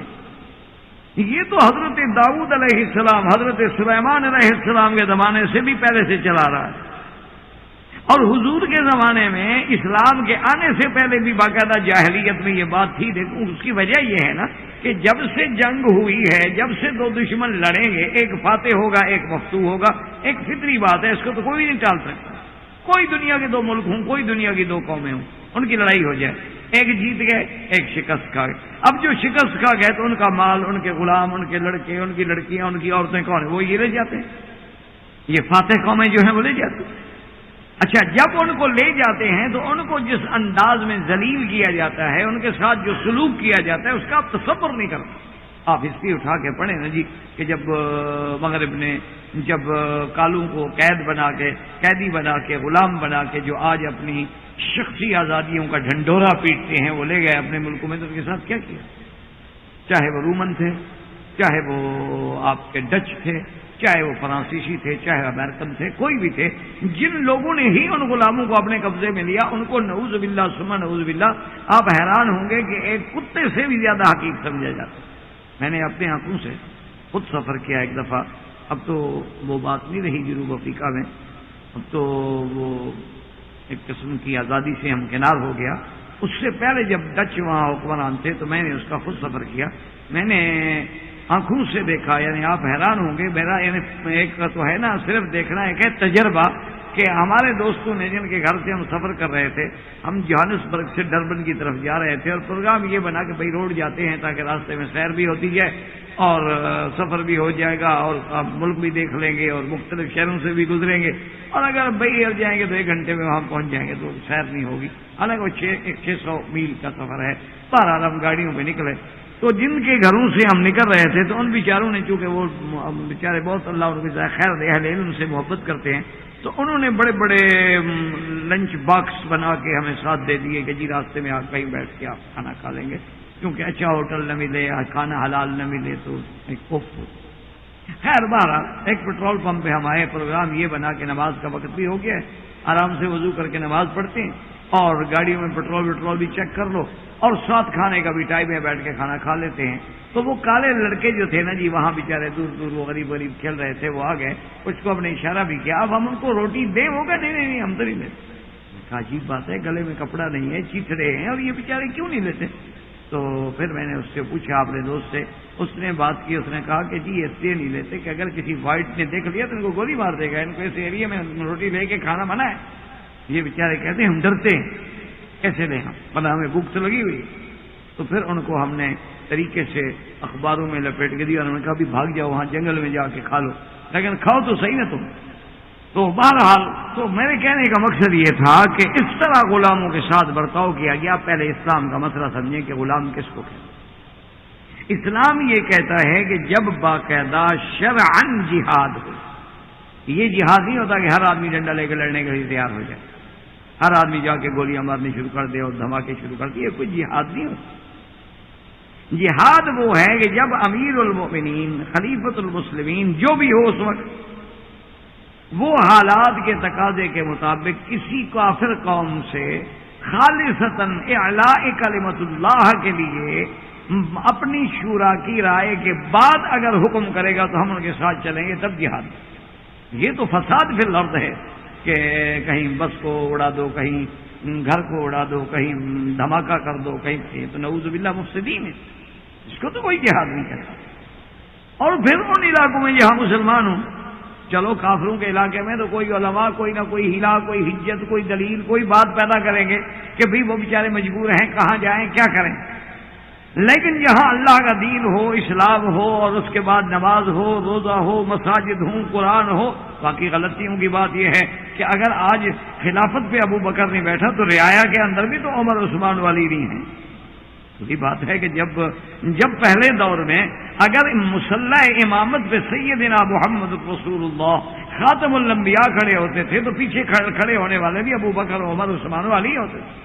جیسے سیدنا علی رضی اللہ تعالیٰ عنہ سے کسی نے پوچھا، اس نے کہا کہ یا امیر المؤمنین، حضرت صدیق کے زمانے میں، حضرت عمر کے زمانے میں، حضرت عثمان کے زمانے میں اللہ نے اسلام کو بے حد فتوحات دی، غلبہ دیا، اور آپ جب سے ماشاءاللہ خلیفہ بنے ہیں، خلیفۃ المسلمین امیر المؤمنین بنے ہیں، 1-2 میل کی بستی بھی فتح نہیں ہوئی، ایک اتنی سی ایک ایکڑ زمین بھی فتح نہیں ہوئی. تو یہ کیا وجہ ہے؟ تو اس نے فرمایا کہ ہاں جب ابو بکر عمر عثمان بادشاہ تھا تو وزیر علی تھا، اور جب میں بادشاہ بنا تو وزیر تم ہو، پتہ کیسے ہو. تو آج تو وہی حالات ہے. اب یہ ہے کہ ہر آدمی دعویٰ تو یہ کرے گی خلفاء راشدین کا دور ہونا چاہیے، تم ہو اسی طرح، تم نے اپنے گھروں کو اسی طرح جیسے صحابہ کا ماحول تھا بنایا ہوا ہے. اگر تم اپنے ماحول کو اس طرح کا پیدا کر لو تو پھر خلافت راشدہ کی بات بھی کرو، ورنہ یہ دیکھنا پڑے گا کہ موجودہ دور میں اگر خدا کا قرآن ہے، اللہ کا نام ہے، مساجد ہیں، اور اس کے بعد دین کی حکم ہے، کتاب و سنت ہے، تو نعمت، عظیم نعمت، اللہ کا شکر کرو اور اس نعمت کی قدر کرو. تو بہرحال میرے کہنے کا مقصد یہ ہے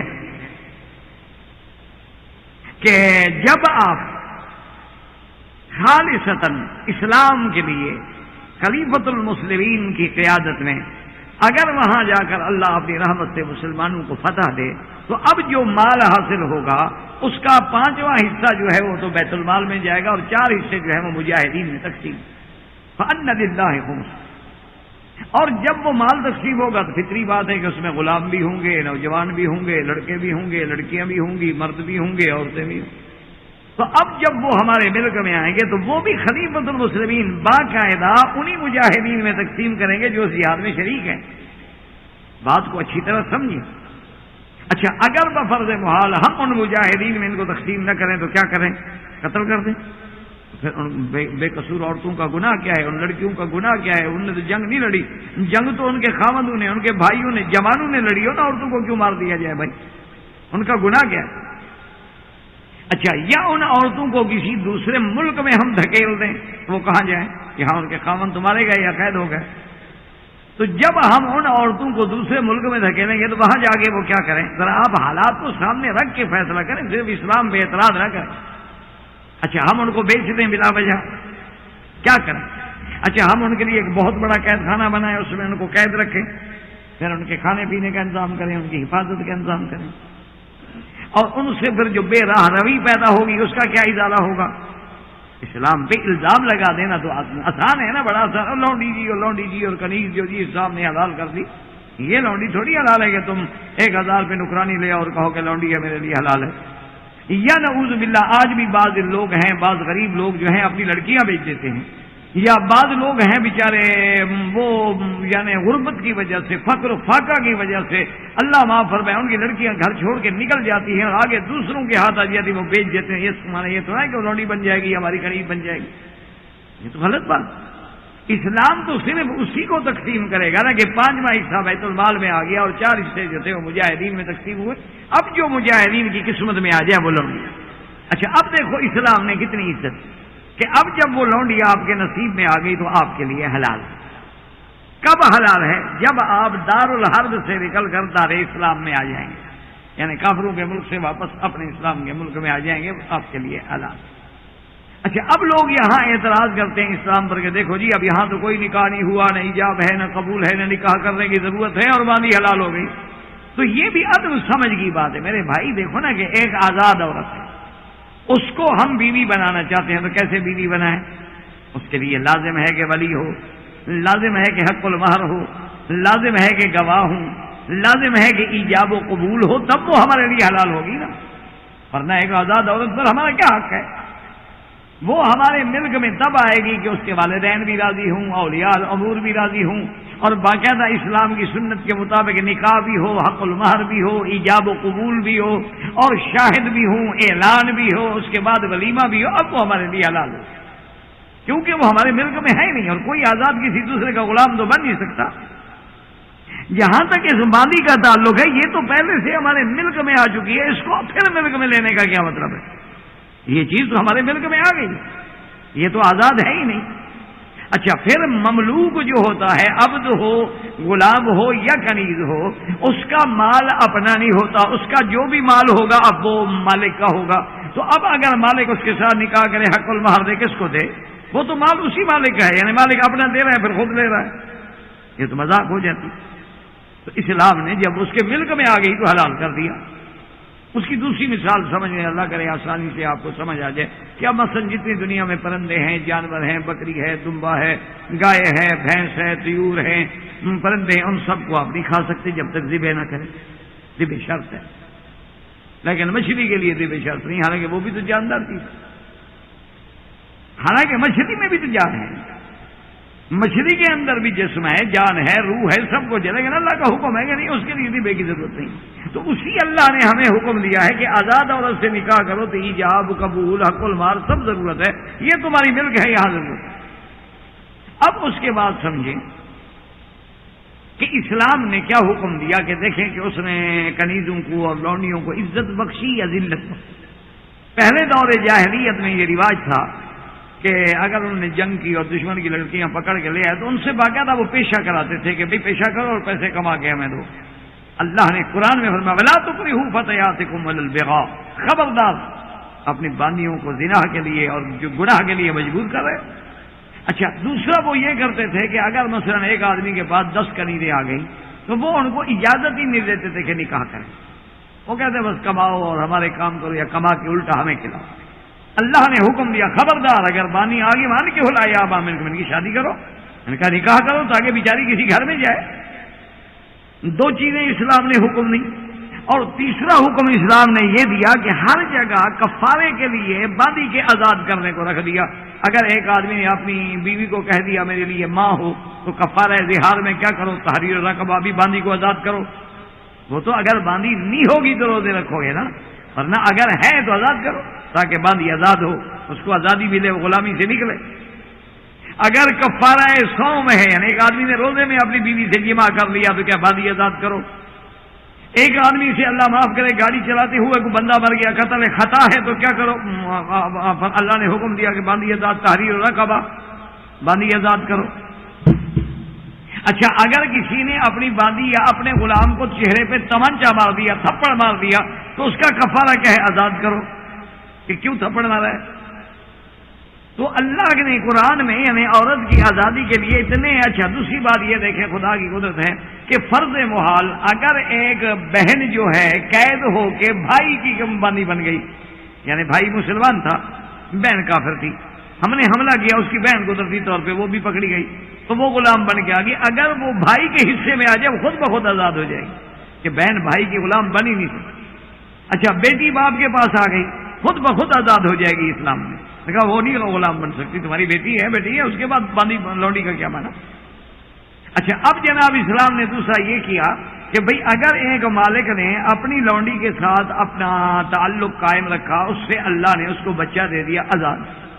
کیوں؟ اب تمہارے بچے کی ماں بن گئی. اسلام نے کہا اب اس کو بھی آزاد کرو. اور پھر اسلام کی ترغیب پہ دیکھیں کہ عمل کتنا ہوا. سرکار دو عالم رحمت دو جہاں سیدنا محمد مصطفیٰ نے آپ نے خود 63 غلام آزاد کیے. سیدنا ابو بکر رضی اللہ تعالی عنہ نے 63 غلام آزاد کیے. اسی طرح حضرت عبداللہ ابن عمر رضی اللہ تعالی نے 1000 غلام آزاد کیا. حضرت عبد الرحمن ابن عوف نے 30,000 غلام آزاد کیے. حضرت عثمان رضی اللہ تعالیٰ عنہ ہر ہفتے ایک غلام آزاد کرتے تھے. اور حضرت ذوالقلع الحميري نے ایک دن میں 8,000 غلام آزاد کیے. تو اسلام غلام بنا رہا ہے کہ آزاد کر رہا ہے؟ اسلام نے تو سبق یہ دیا کہ غلاموں کو اونچا کرو. یہ بدقسمتی سے بیچارے ہماری قید میں تو آ گئے، اللہ نے ان کو ہمارا غلام تو قدرت سے بنا دیا ہے، لیکن ان کے حقوق ہیں. اسلام نے حکم دیا کہ جو تمہارا غلام ہے اس کو وہی کھلاؤ جو تم کھاتے ہو، وہی پہناؤ جو تم پہنتے ہو. ایک صحابی نے آگے پوچھا کہ یا رسول اللہ صلی اللہ علیہ وسلم کہ اگر میرا غلام ایک دن میں کتنی دفعہ غلطی کرے کہ میں معاف کر دوں؟ آپ نے فرمایا اگر 70 دفعہ دن میں غلطی کرے تو معاف کر دوں. مانا کیا ہے یعنی معاف کر دو؟ اب اس کا مطلب یہی ہوتا ہے نا، یہ ضروری نہیں ہوتا کہ 70 دفعہ وہ غلطی کرے گا. مانا یہ ہوتا ہے کہ بھائی معاف کرو، بس معاف کرو. اسلام اس کو معاف کرنا چاہتا. یعنی آپ اندازہ کریں کہ اسلام میں حضرت بلال رضی اللہ تعالی عنہ ایک لڑکی کو جنگ میں وہ بھاگ رہی تھی، پکڑ کے لائے اور حضور کے پیش کر دیا کہ یا رسول اللہ یہ کنیز ہے، لونڈی ہے، بھاگ رہی تھی اور وہ چیخیں مار مار کے رو رہی ہے. تو واویلا کر رہی ہے اور سر سے کپڑے پھاڑ رہی ہے. وجہ اصل میں کیا تھی کہ حضرت بلال اس کو اس راستے سے لے آئے جہاں ان کے بہت سارے لوگ قتل ہو چکے تھے، مرے پڑے تھے.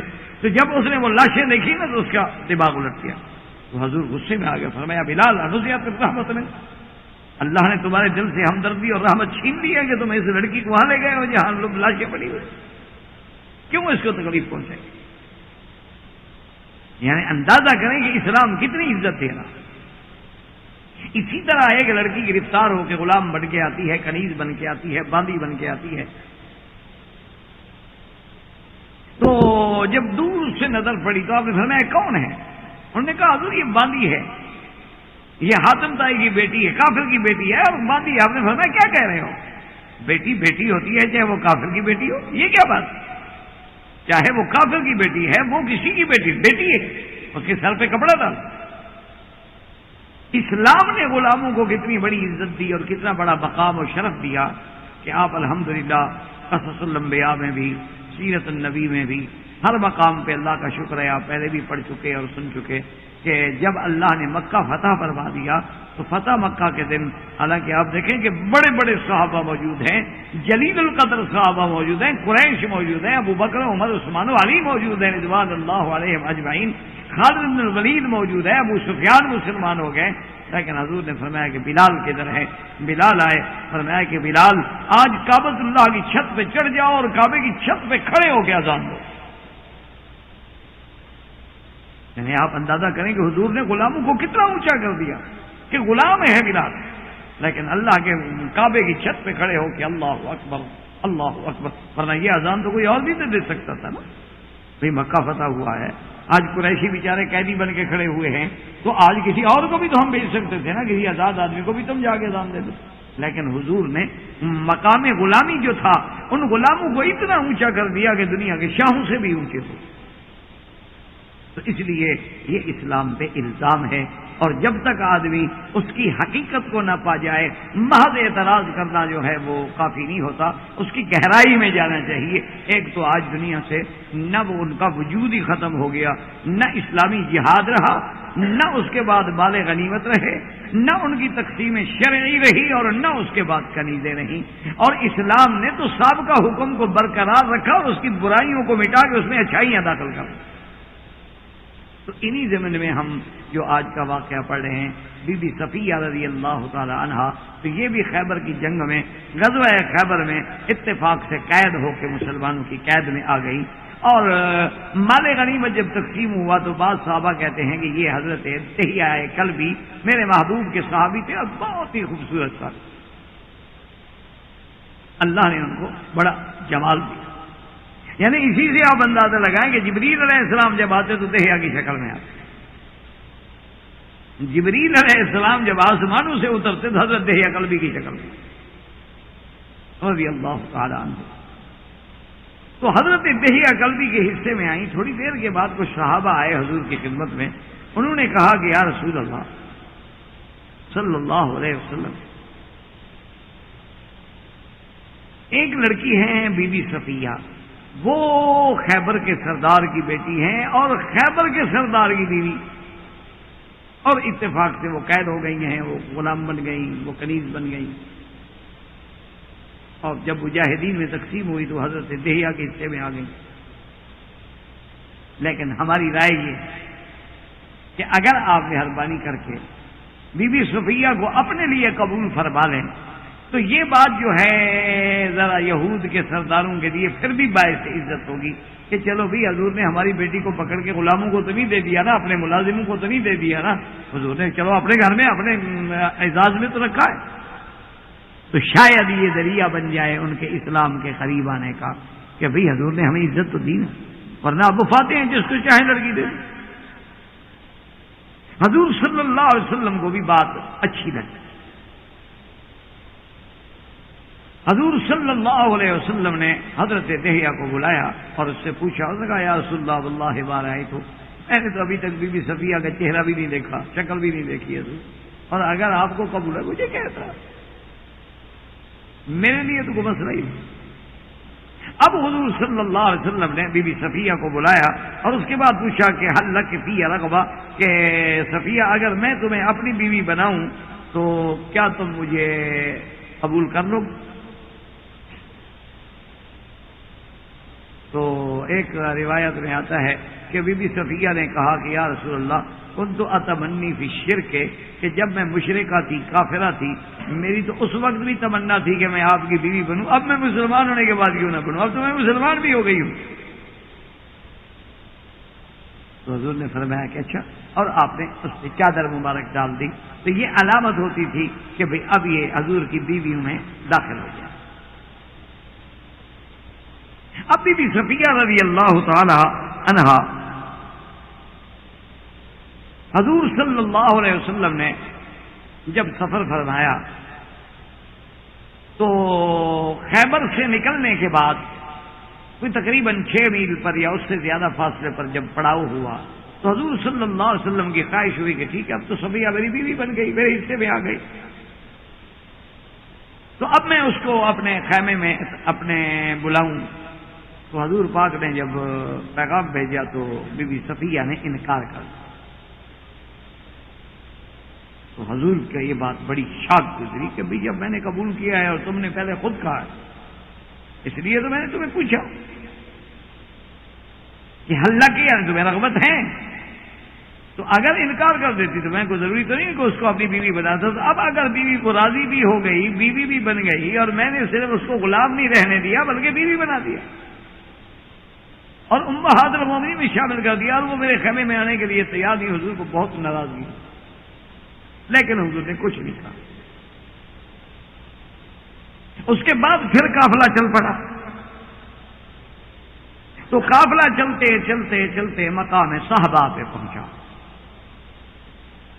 مقام صحابہ پہ جب پہنچا تو حضور صلی اللہ علیہ وسلم کو خبر دی گئی کہ یا رسول اللہ، بی بی صفیہ جو ہیں آپ سے ملنے کے لیے، تعریف کے لیے تیار بیٹھی، یعنی اب وہ آپ کے پاس آنا چاہتی. تو ٹھیک.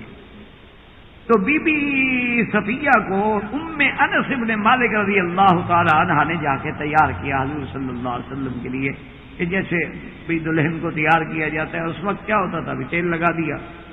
اس دور میں یہ سارے لوازمات جو آج کل ہیں یہ تو نہیں ہوتے تھے نا. سادگی تھی زیادہ سے زیادہ، بھی کنگھی، تیل، آنکھوں میں سرما، کوئی مٹی وغیرہ، ہاتھوں میں مہندی، بس اچھا کپڑا. اور یہ سارے یہ جو اب ہمارے مصنوعی مسائل پیدا ہوئے ہیں، اب ماکیاج سینٹر اور بیوٹی پارلرز، کہ جو 80 سال کی بوڑھی کو 8 سال کی چھوکری بنا دیتے ہیں اور 8 سال کی چھوکری کو 80 سال کی ڈائن بنا دیتے ہیں، یہ زمانے نہیں تھے. اب تو ہر چیز نقلی بنتی ہے نا جی، پتہ نہیں ہوتا کہ میری بیوی ہے یا 2 نمبر ہے. اب اس دور میں ہم جی رہے ہیں نا، انا للہ و انا الیہ راجعون. تو بہرحال حضرت انس بن مالک کی والدہ نے انہیں تیار کیا، اور بی بی صاحبہ حضور کے جب خیمے میں آئیں تو حضور پاک کے دل میں وہ غصہ تھا.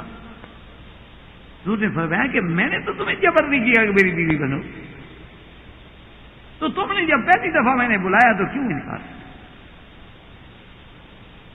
اس نے کہا یا رسول اللہ، خوفا من الیہود، میں نے اپنی قوم کے خوف سے، کہ چونکہ میں ایک سردار کی بیٹی تھی، سردار کی بیوی تھی، میں نے کہا ہو سکتا ہے کہ یہود سازش کریں، ان کو پتہ لگے کہ ہماری بیٹی جو ہے حضور کی بیوی بنی ہے تو کہیں کوئی حملہ نہ ہو جائے قاتلانہ. تو میں نے تو آپ کی جان کی حفاظت کے لیے اس بات کو پسند نہیں کیا، ورنہ اگر میں آپ کو پسند نہ کرتی تو پھر قبول کیوں کرتی. اب حضور خوش ہوئے. وسر عن رسول اللہ صلی اللہ علیہ وسلم، حضور نے خوشی کا اظہار فرمایا.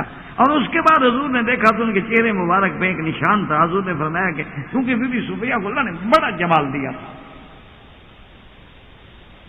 حتیٰ کہ صحابیات کہتی ہیں کہ جب مدینے میں بی بی آئی اور ہم دیکھنے کے لیے گئی ہیں تو کانت ازوا، ان کا چہرہ ایسے تھا جیسے چاند روشن. اللہ نے ایسا جمال دیا. تو بی بی صفیہ رضی اللہ تعالی عنہ کے چہرہ مبارک پہ ایک چھوٹا سا داغ کا نشان تھا. تو حضور صلی اللہ علیہ وسلم فرمایا کہ ما ھذا، یہ کیا چیز ہے؟ کوئی زخم لگا، کوئی چوٹ لگی؟ اس نے کہا یا رسول اللہ یہ ایک بات ہے، اگر آپ اجازت دیں تو میں بتا دوں. اس نے فرمایا نے تو پوچھا ہے. اس نے کہا حضور میں جب کنانہ کی بیوی تھی تو ایک رات میں نے خواب دیکھا کہ آسمان سے چاند اترا ہے اور میری گود میں آ گیا. یہ میں نے خواب کہ آسمان کا چاند جو ہے بالکل آتا ہے اور آگے بالکل میری گود میں آ گیا. کہتی ہیں کہ جب میں صبح بیدار ہوئی فذکرت ذلک لزوجی، میں نے اپنے خاوند پہ اس خواب کا ذکر کیا کہ میں نے رات ایسا ایسا خواب دیکھا ہے. تو میرے خاوند نے کہا اچھا حل تریدین محمدن، اچھا تم حضور محمد مصطفیٰ سے نکاح کرنا چاہتی ہو. اور غصے میں مجھے تھپڑ مارا جس کی وجہ سے یہ چوٹ لگی تھی اور اس کا اثر باقی ہے کہ اچھا تم یہ خواب دیکھنے لگ گئی ہو. میں اس کا معنی یہ ہے کہ تمہاری تمنا یہ ہے کہ تم محمد مصطفیٰ کی بیوی بنو، کیونکہ ان لوگوں کے نزدیک بھی چاند کی تشبیہ جو تھی نا وہ صرف سرکار دو عالم سے بنتی.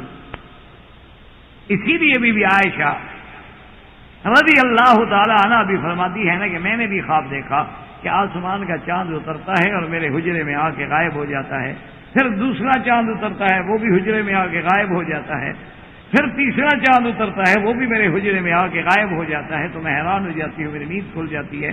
فذکرت ذلک لابی، میں نے اپنے ابا سیدنا ابو بکر رضی اللہ تعالی عنہ پہ یہ خواب دیا کہ میں نے یہ خواب دیکھا کہ متواتر 3 چاند آتے ہیں اور میرے حجرے میں غائب ہو جاتے ہیں۔ تو سیدنا ابو بکر خاموش ہو گئے، چپ ہو گئے، اداس بھی ہو گئے۔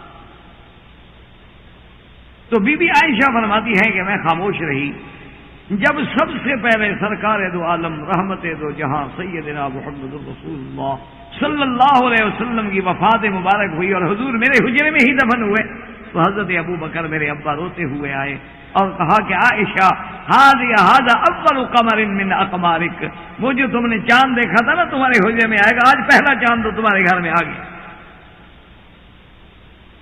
اس کے بعد پھر حضرت ابو بکر آئے، اس کے بعد پھر حضرت عمر آئے۔ تو اس لیے بی بی صفیہ رضی اللہ تعالی عنہا فرماتی ہیں کہ میں نے عرض کیا کہ یا رسول اللہ صلی اللہ علیہ وسلم، یہ میرے خاوند نے مجھے اس وقت مارا تھا جس کا نشان باقی ہے، کیونکہ میں نے یہ خواب دیکھا تھا، اور یا رسول اللہ کنت اتمنی، میں تو اس شرک کے زمانے میں بھی خدا کی شان یہ تمنا کرتی تھی کہ کاش میں محمد رسول اللہ کی بیوی ہوتی۔ حضور صلی اللہ علیہ وسلم بہت خوش ہوئے، اور اس کے بعد حضور صلی اللہ علیہ وسلم بی بی صفیہ رضی اللہ تعالی عنہا کو لے کے آپ مدینہ منورہ تشریف لے آئے۔ کچھ دنوں کے لیے بی بی صاحبہ کو آپ نے ایک مکان پہ رکھا، پھر آپ کا اہتمام ہوا اور باقاعدہ وہ ازواج اور زوجات اور امہات المؤمنین رضوان اللہ تعالی علیہن اجمعین میں آئیں، اور یہ اتنے شان والی بی بی تھی ماشاء اللہ کہ جن کو دیکھنے کے لیے حضور کی بیویاں بھی گئی، اور یہ وہی بیوی ہیں کہ جن کو ایک دفعہ بی بی حفصہ نے غصے میں کہہ دیا کہ انت یہودیہ، یہ تم یہودیہ۔ فبکت ذالک صفیہ رضی اللہ تعالی عنہا، حضور صلی اللہ علیہ وسلم آیا تھا، انہوں نے فرمایا تم کیوں رو رہی ہو، تم تو اللہ کا شان ہے، تمہارا تو باپ بھی نبی اور چاچا بھی نبی، تم تو سلالہ ہارون سے۔